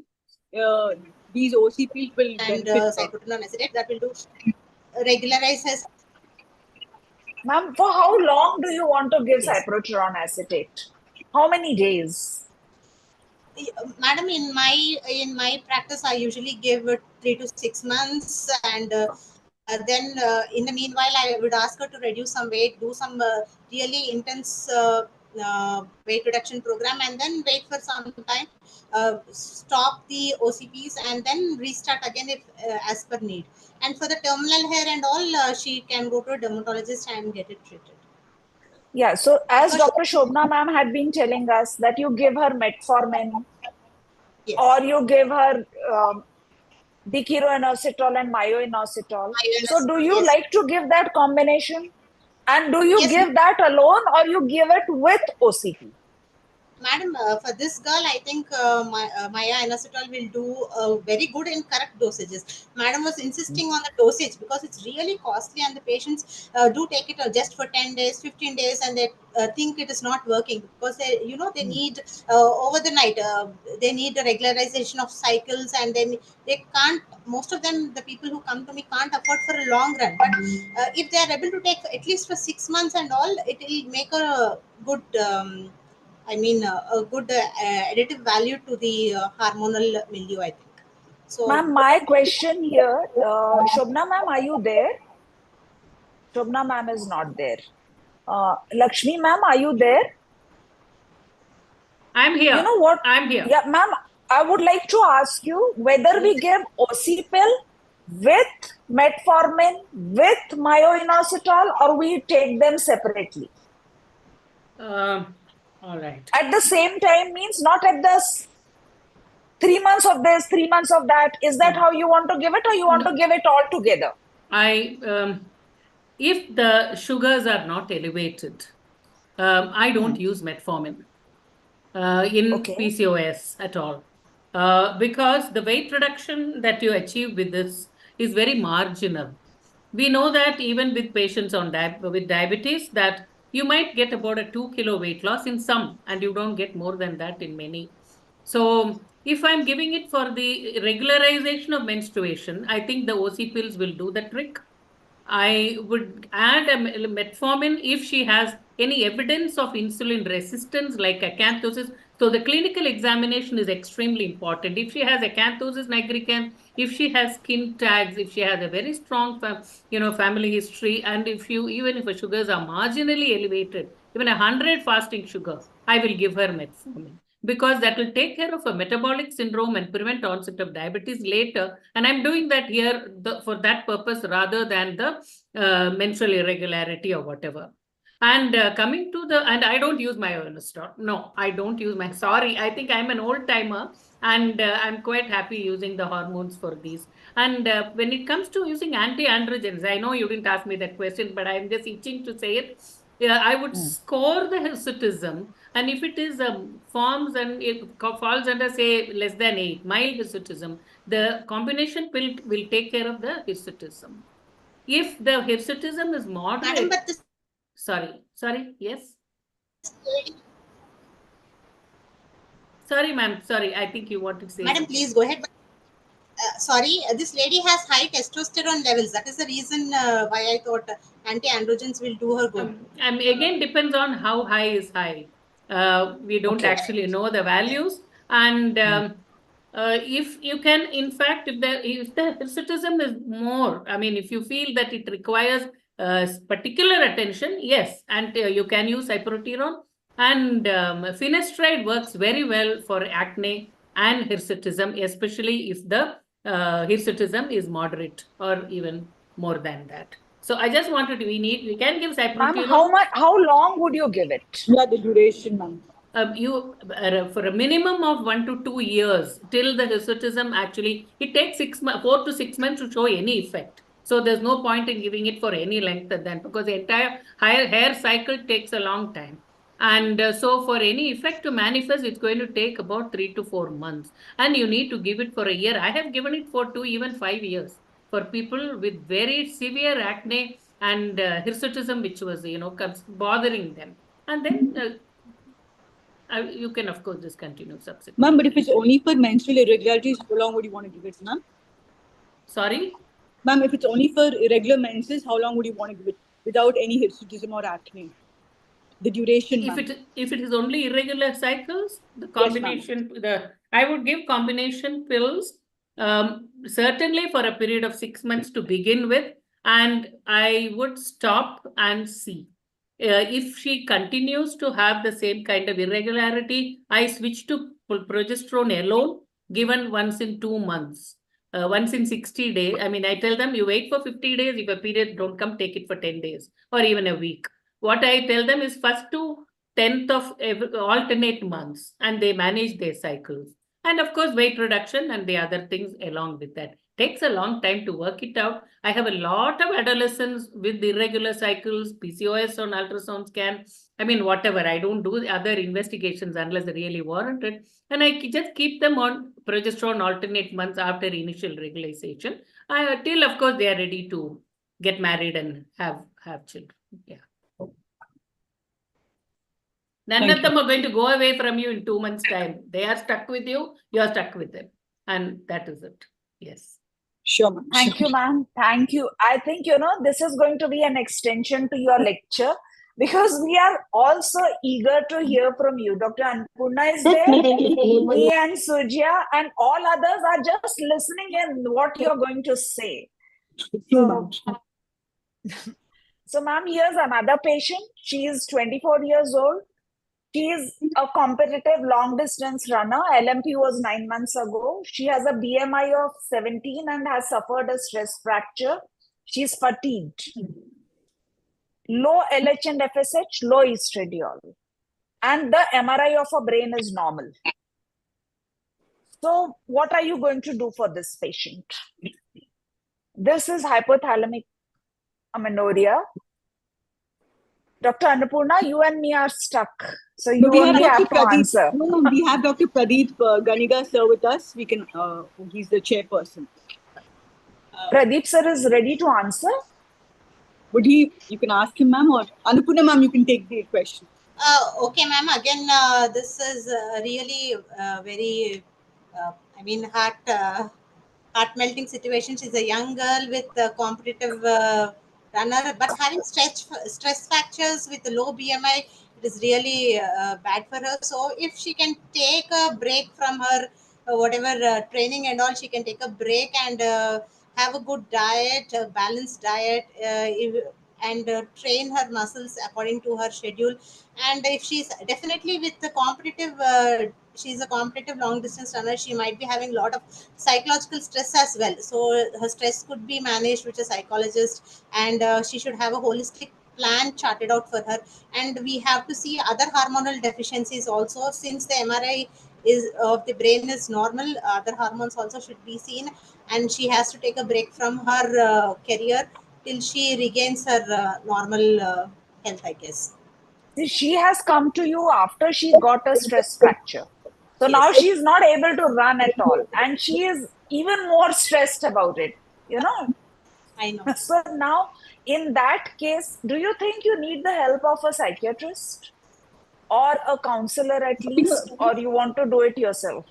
No, madam, we have to definitely have a rehabilitation psychologist and all for her to come back to her normal state. Her family should also be involved in the whole process. I think her family, her coach should be involved, and she should come back to her normal status, and her stress fractures should reduce. We have to see other causes for stress fractures, like if she's having any low vitamin D or any other causes, brittle bones and all, hypoparathyroidism, those causes, and I think they should be addressed.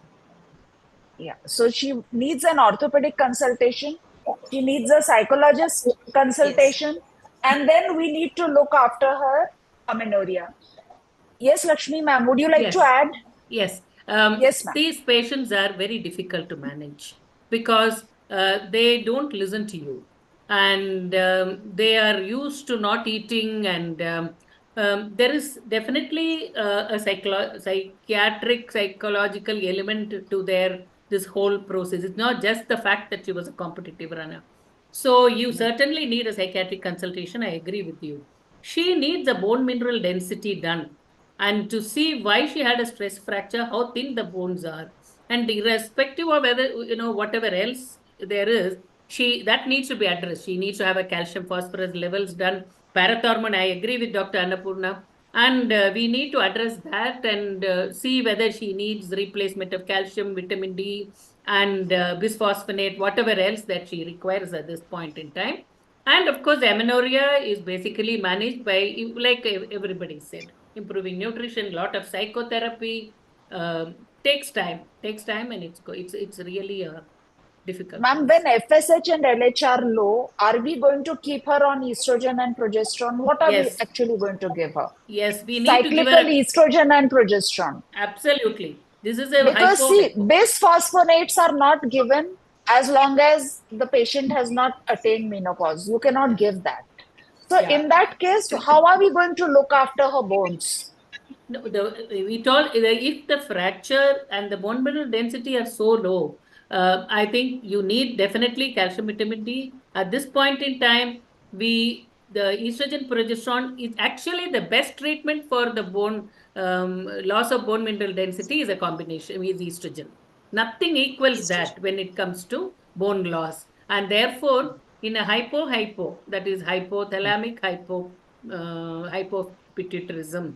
I think combination pill is absolutely, it's a must, and that's going to take care of all her other problems as well, amenorrhea and this. In addition, of course, to taking care of a bone These also. days, everybody is coming up with low dose, ultra low dose, ultra low dose. So, No. what dosage of the pill do you want here? I want a proper dosage, what the ovary would normally secrete, because this is not postmenopausal hormone therapy. We are giving it to a young girl and she needs a hormone at the dose that she actually. So you give the usual 20 microgram combination pill is absolutely fine. Okay. So, thank you, ma'am. Ma'am, and Because when these are. Yes, Sujaya? Ma'am, I have a question. When these patients are on OCP on long term, how frequently would you want to investigate them, and what lab test would you want to do? You want to check their. I mean, Put on your video, please. What are you worried about? What are you worried about? It depends on that. Liver problem. If they are on this combination pill, I would definitely see them every year, and look at their overall health. I mean, of course, initially I will see her much more often. I would see her probably every month or something. But if I'm giving her long-term OC pills, I mean, I'm not really. Are you worried about thromboembolism or what side effect? If you're giving the 20 microgram OCP and she's doing well, I'm not going to do anything special for her apart from seeing her every year, because look at people who are on OC pills for contraception overseas. We may not see many of them here, but we do have friends and family and people overseas who take it for years on end. And if given at the proper dosage and if they don't have any risk factors for any complications, there's really no need to do any investigations on them periodically. Okay. Ma'am, one question I wanted to ask. Yes, It's unrelated to this. It's what you said right now that you can give OC pills for years together. So, if you give OC pills for years together, is it in any way related to the increased incidence of breast cancer, hormone sensitive breast cancers? I think it's a very, very mild trade-off. Unless there is a genetic predisposition, giving just oral contraceptive for the purpose of contraception, or this has not been, even though it can be, when you list the risk factors for breast cancer, OCPs will certainly be listed. But practically speaking, because of probability of a breast cancer, I don't think we actually withhold oral contraceptives if it is indicated in anybody. Certainly not in somebody like. Ma'am, actually, in my own family, there is no history of breast cancer anywhere. And my sister, younger sister, had OCPs for 3 years. And she came up with a metastatic breast cancer, and in 18 months, we lost her. So that is why when I'm writing OCPs, it always comes to my head, is it safe? Because there's no family history of any kind. And Yeah. it happened. I agree. I think these kind of anecdotal things, especially when it happens in your family, have a lot of effect on your prescription pattern subsequently. But if you actually look at literature, just because of the fear of breast cancer, people don't withhold an oral contraceptive pill when it is indicated. And the currently available usual dose pill, I'm not even talking about the very or ultra low dose pill. The usual low dose pills are fairly safe. And if she is destined to, develop it, it's like a hormone therapy or menopausal hormone therapy. There are people who think it's you know how it is. The discussion can go on. I know. I read that whole WHI trial and Yes, everything. So yeah, yeah. that's fine. Means I have never stopped writing HRT. Yeah. But once it came in my family, I was a prescriber. So it's always there in my head that, Yes. did Yeah. I do wrong? Should I have not written it? Anyways, so Yeah. that's beside the point. We proceed with the case now. So this is a case of premature ovarian insufficiency. She is 35. She had regular periods until 18 months ago, and now she has become amenorrheic. Okay. Hot flashes, night sweats, vaginal dryness, elevated FSH, low estradiol. She is negative for FMR1 permutation, and she is positive for thyroid antibodies. So, what do you think is the diagnosis? And yes, please. Has she completed her family, ma'am? Yeah, she's completed her family, but means she's suddenly become amenorrheic. For 18 months back, she suddenly became amenorrheic. Dr. Annie, would you like to say something?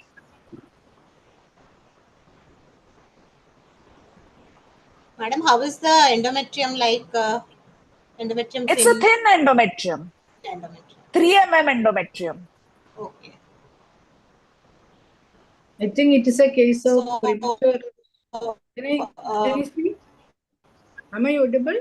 Yes, ma'am, you're Yes, audible. ma'am. Dr. Please. Yes, I think it is a case of premature ovarian failure due to some autoimmune causes, because there is a thyroid, this thing is also there, and that may be the cause. So in these cases, we have to support this with oral contraception, that's estrogen progesterone combinations. So till the age of menopause, till the natural age of menopause, that is what we had to do. How are you going to deal with this autoimmune thing? For autoimmune thyroid, are you going to add something? Yes, for the autoimmune thyroid, we have to treat the hypothyroidism also where that's associated with that thing. So this is a patient who has already completed the family. So we are more worried about the hormones, that is the ovarian hormones that are deficient. And because of this deficient ovarian hormones, it may lead to cardiovascular and then bone problems are there. So we have to protect the bone as well as the cardiovascular and as well as the central nervous system. Because of the Means when I say completed family, means she has one child. She might still in the future want another child, she right? wants one more Because child. these days it is very common that to have one child, now that child is 14 years, now they want another child. So in that case, what would you suggest for her?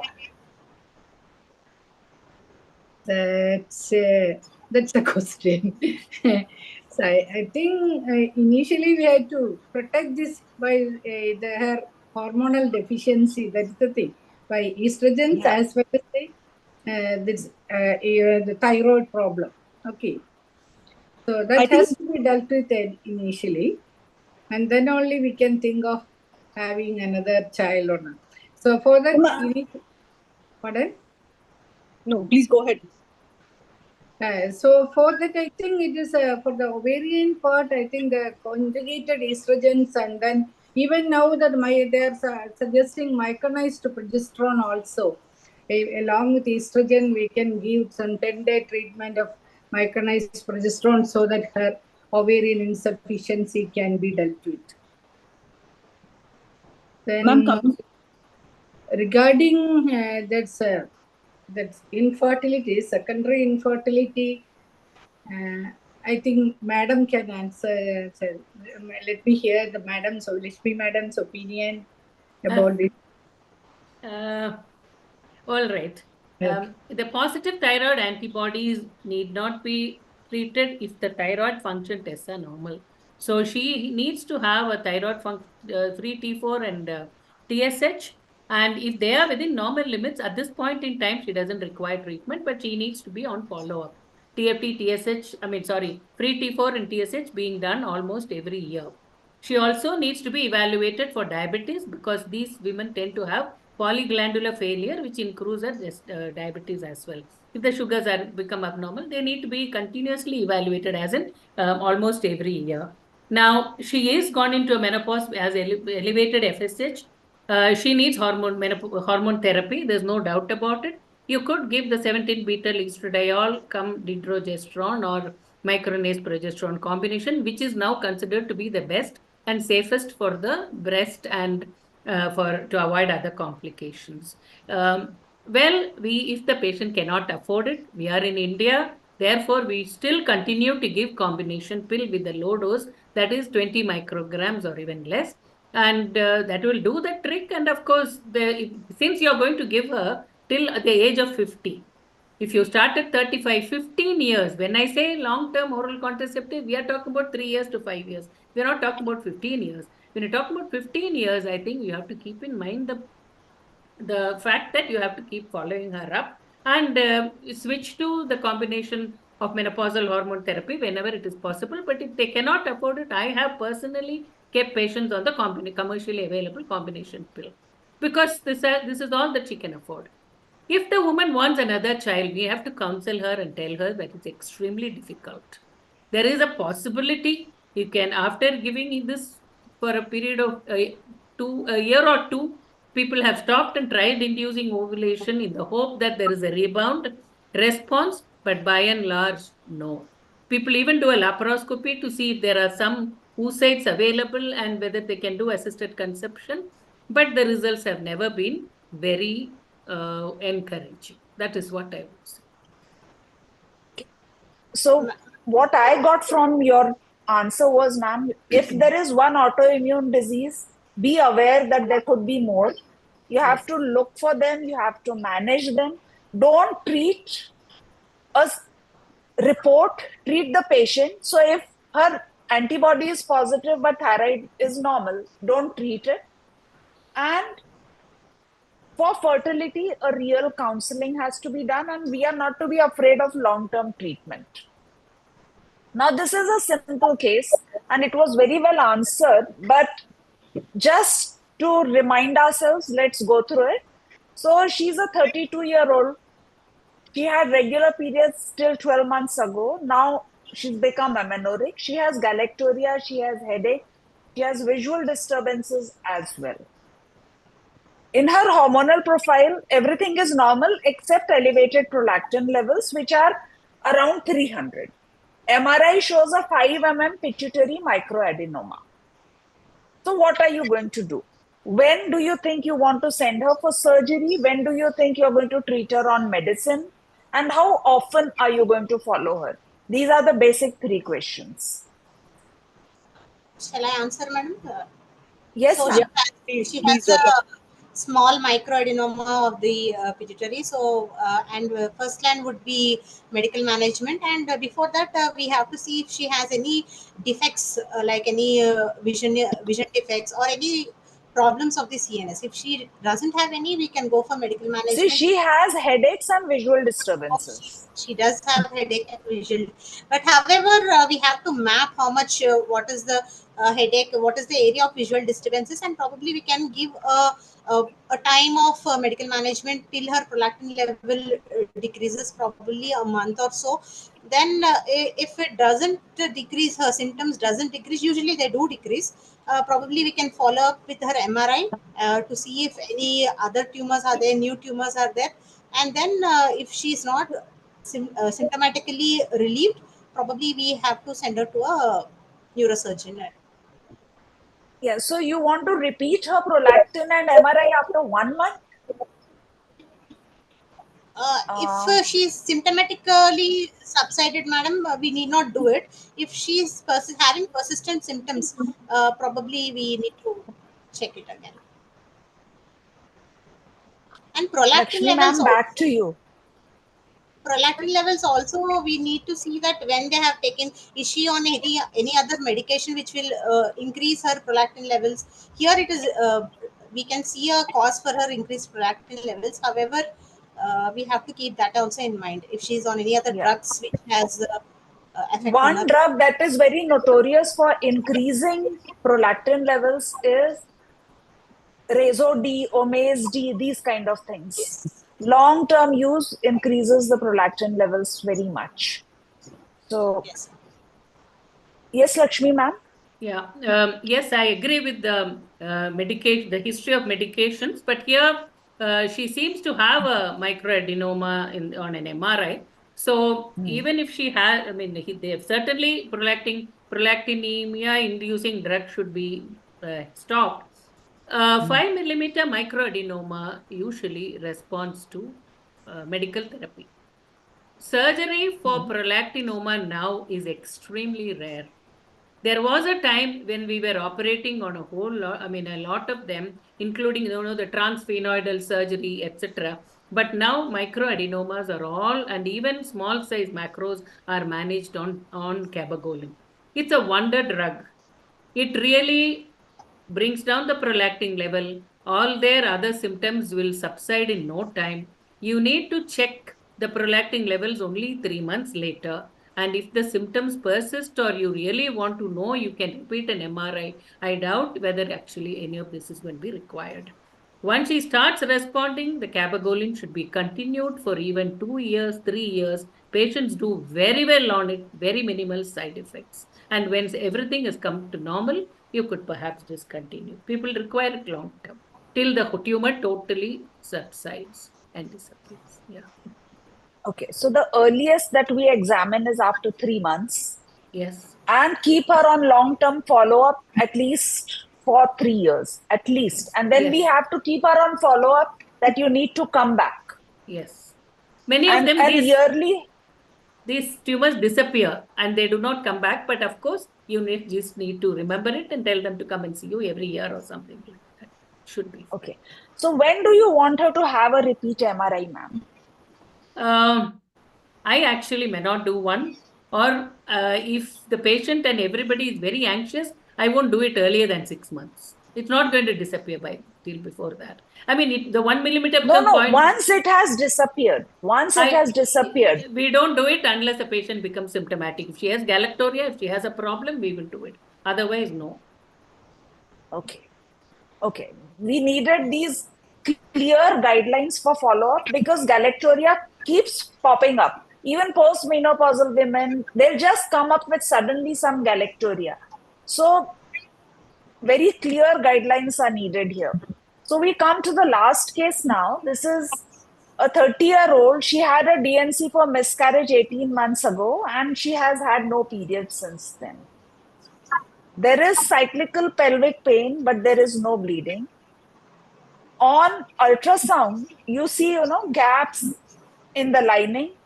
The lining is not very clear. It's thin and irregular. So now you decide to do a hysteroscopy and you find that there are intrauterine adhesions. Now this is just experts. So I'm asking you one thing. Do you think saline sonography would help in the diagnosis of adhesions before we proceed for hysteroscopy?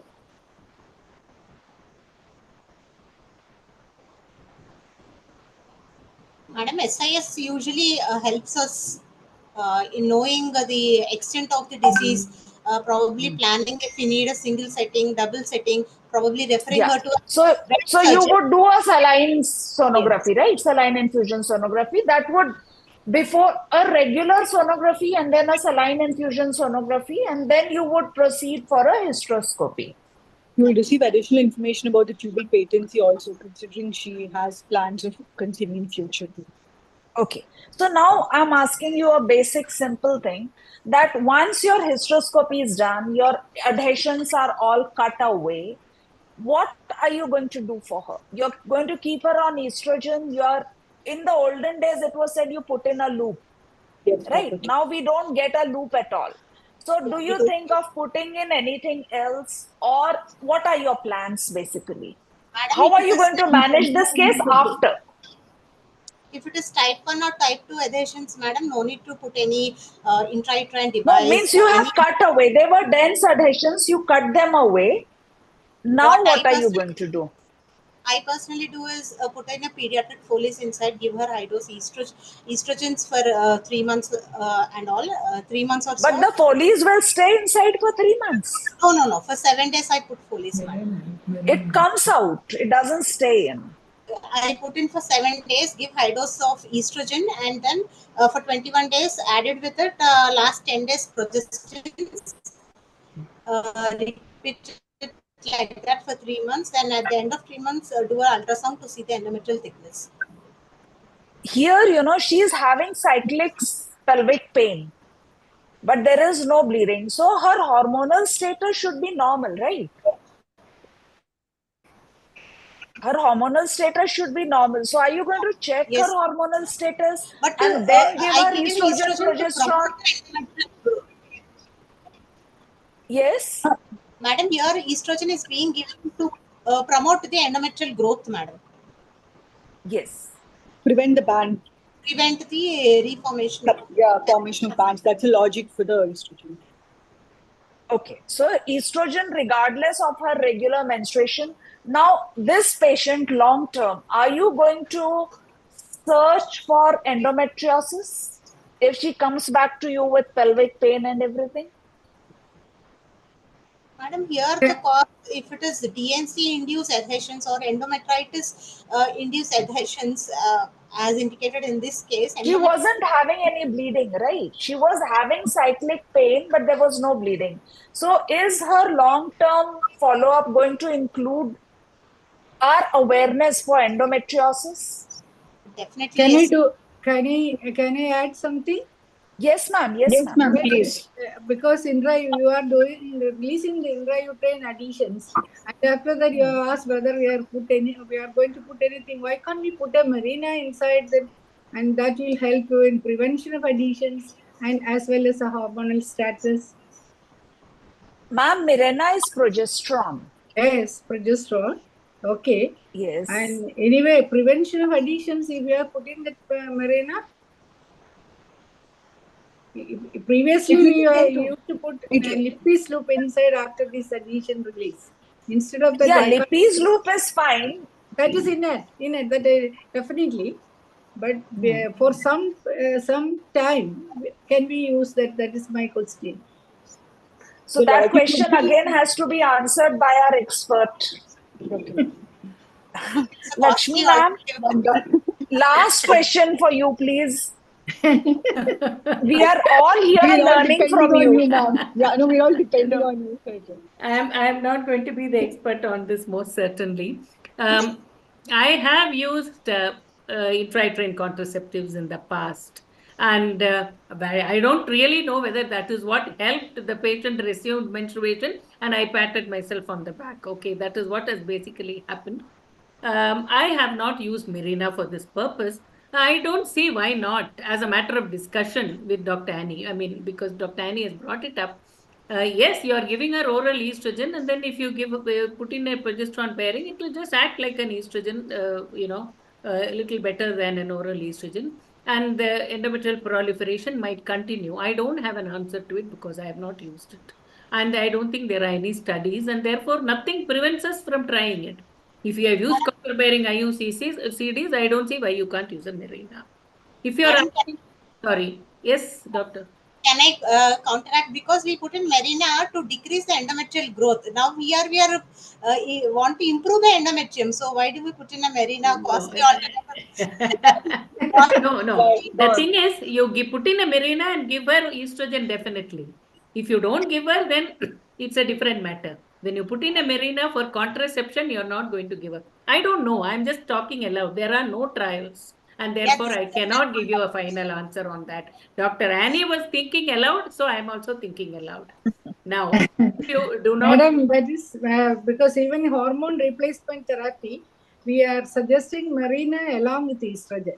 So why can't we do this in this patient? That is my decision. Ma'am, there we are giving along with hormone therapy to prevent we are giving that to prevent hyperplastic changes in the endometrium. It is not the same here. Whereas here we want the endometrium proliferate grow. To grow. Yeah. So I don't know whether it will work. So considering we've Ma'am? not had any trials, I would stay away Ma'am, from I it. don't think it will work because here progesterone is coming in from day one. Yes, You I agree first with you. want estrogen and then you want progesterone. If you are giving it from day one, your endometrium is not going to grow. And here you want it to grow. So I don't think Mirena is the right choice here. I agree. But now, I agree with you. I mean, in the sense, I was also only thinking aloud. I have not used it. I have not read it anywhere. no, I mean, ma'am, I was because see, answering. when OCPs are given, the earlier they are given, when combined pills are given, the endometrium doesn't grow, right? That is the way they work. The endometrium doesn't grow. And here what we want is that the endometrium should grow. And therefore we have to give a high dose of estrogen and then add progesterone additionally. Yes. That is the science. So combination pill now, will make the endometrium atrophic, whereas cyclical Yes. estrogen progesterone will make it go through the cyclical changes. I agree with you. Yes. Absolutely agree. Yes. So now this is the end of our panel. And I would like to have take-home messages from all who are present. Lakshmi ma'am, you'll also have to give one take-home message. So I start with you, Dr. Annie. Pardon? I just hope you've enjoyed it. Yeah, really, I enjoyed it. Because we have so many new things people are suggesting, and it's a good that's a good session for me also. Ma'am, one take-home message. Now that's the take-home message that what I have to say.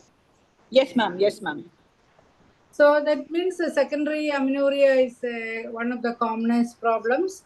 And when there is an amenorrhea, we have to go into the detail. What is the cause of this amenorrhea instead of just giving that's a progesterone withdrawal or estrogen progesterone withdrawal to give a bleeding.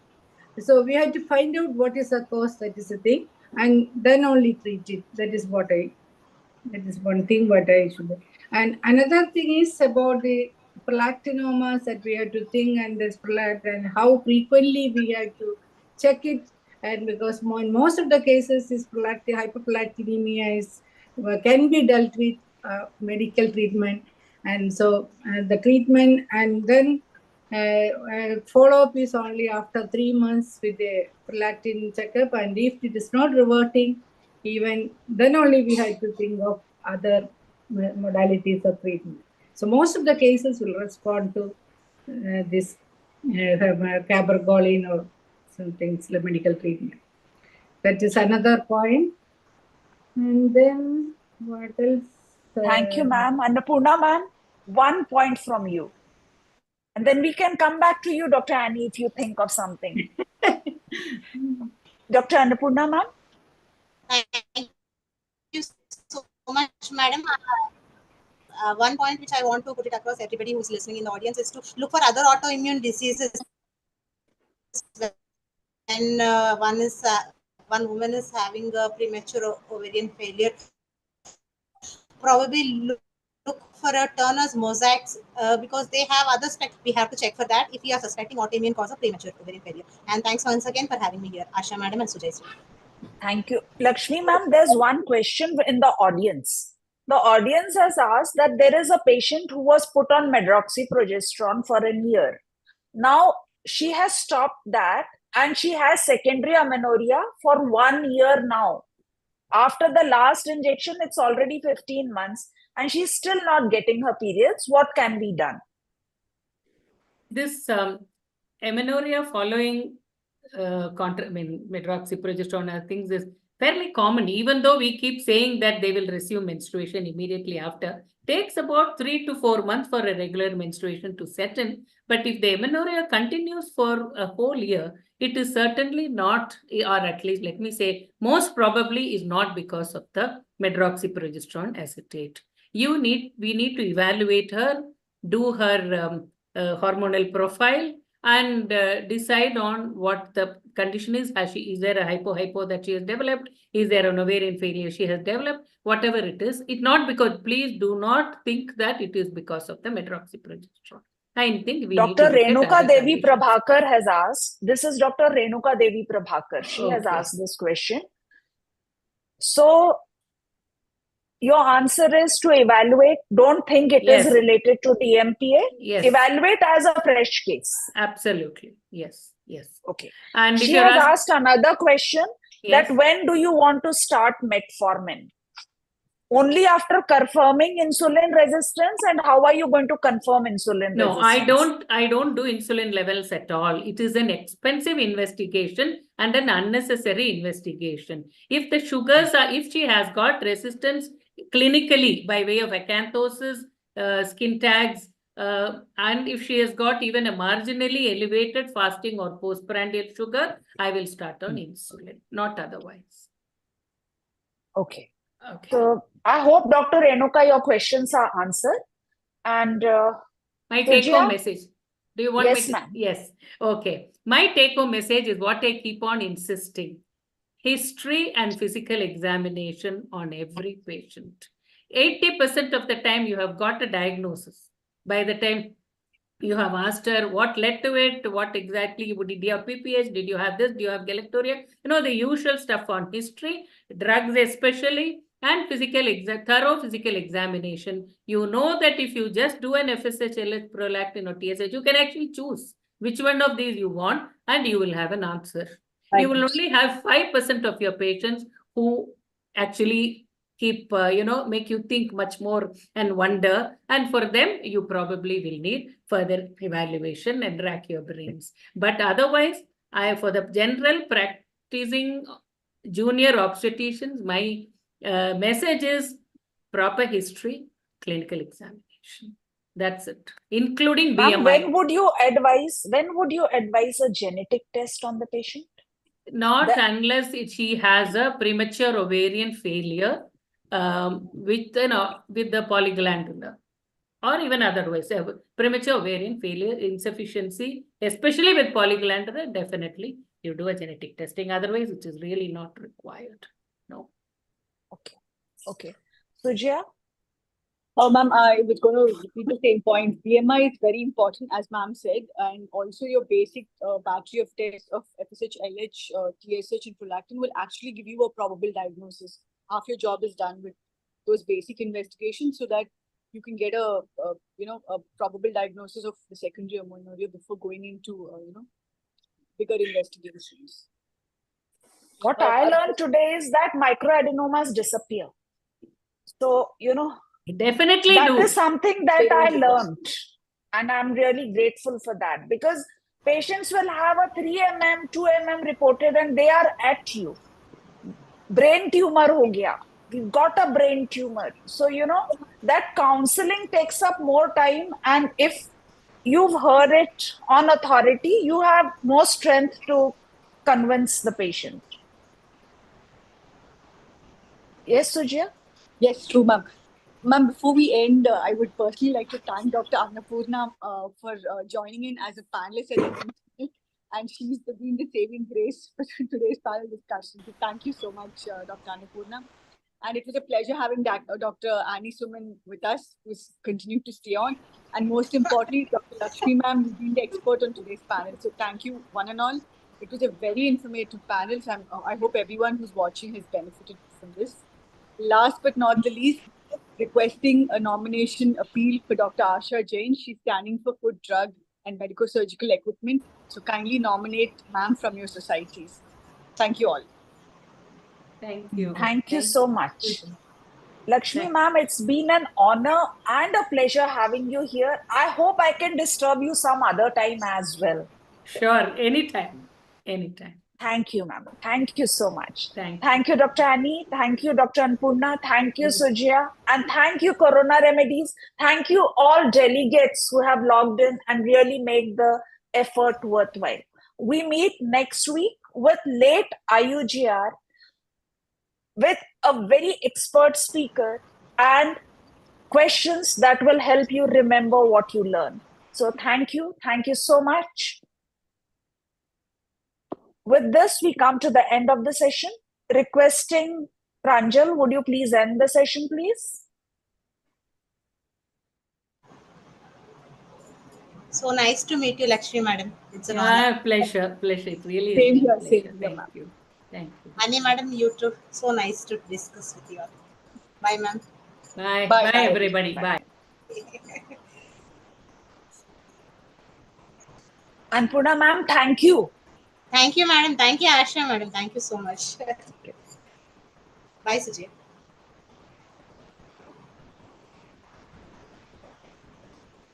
Ma'am, should I End the disconnect now? session. Yes, I asked you to disconnect long back. Yeah.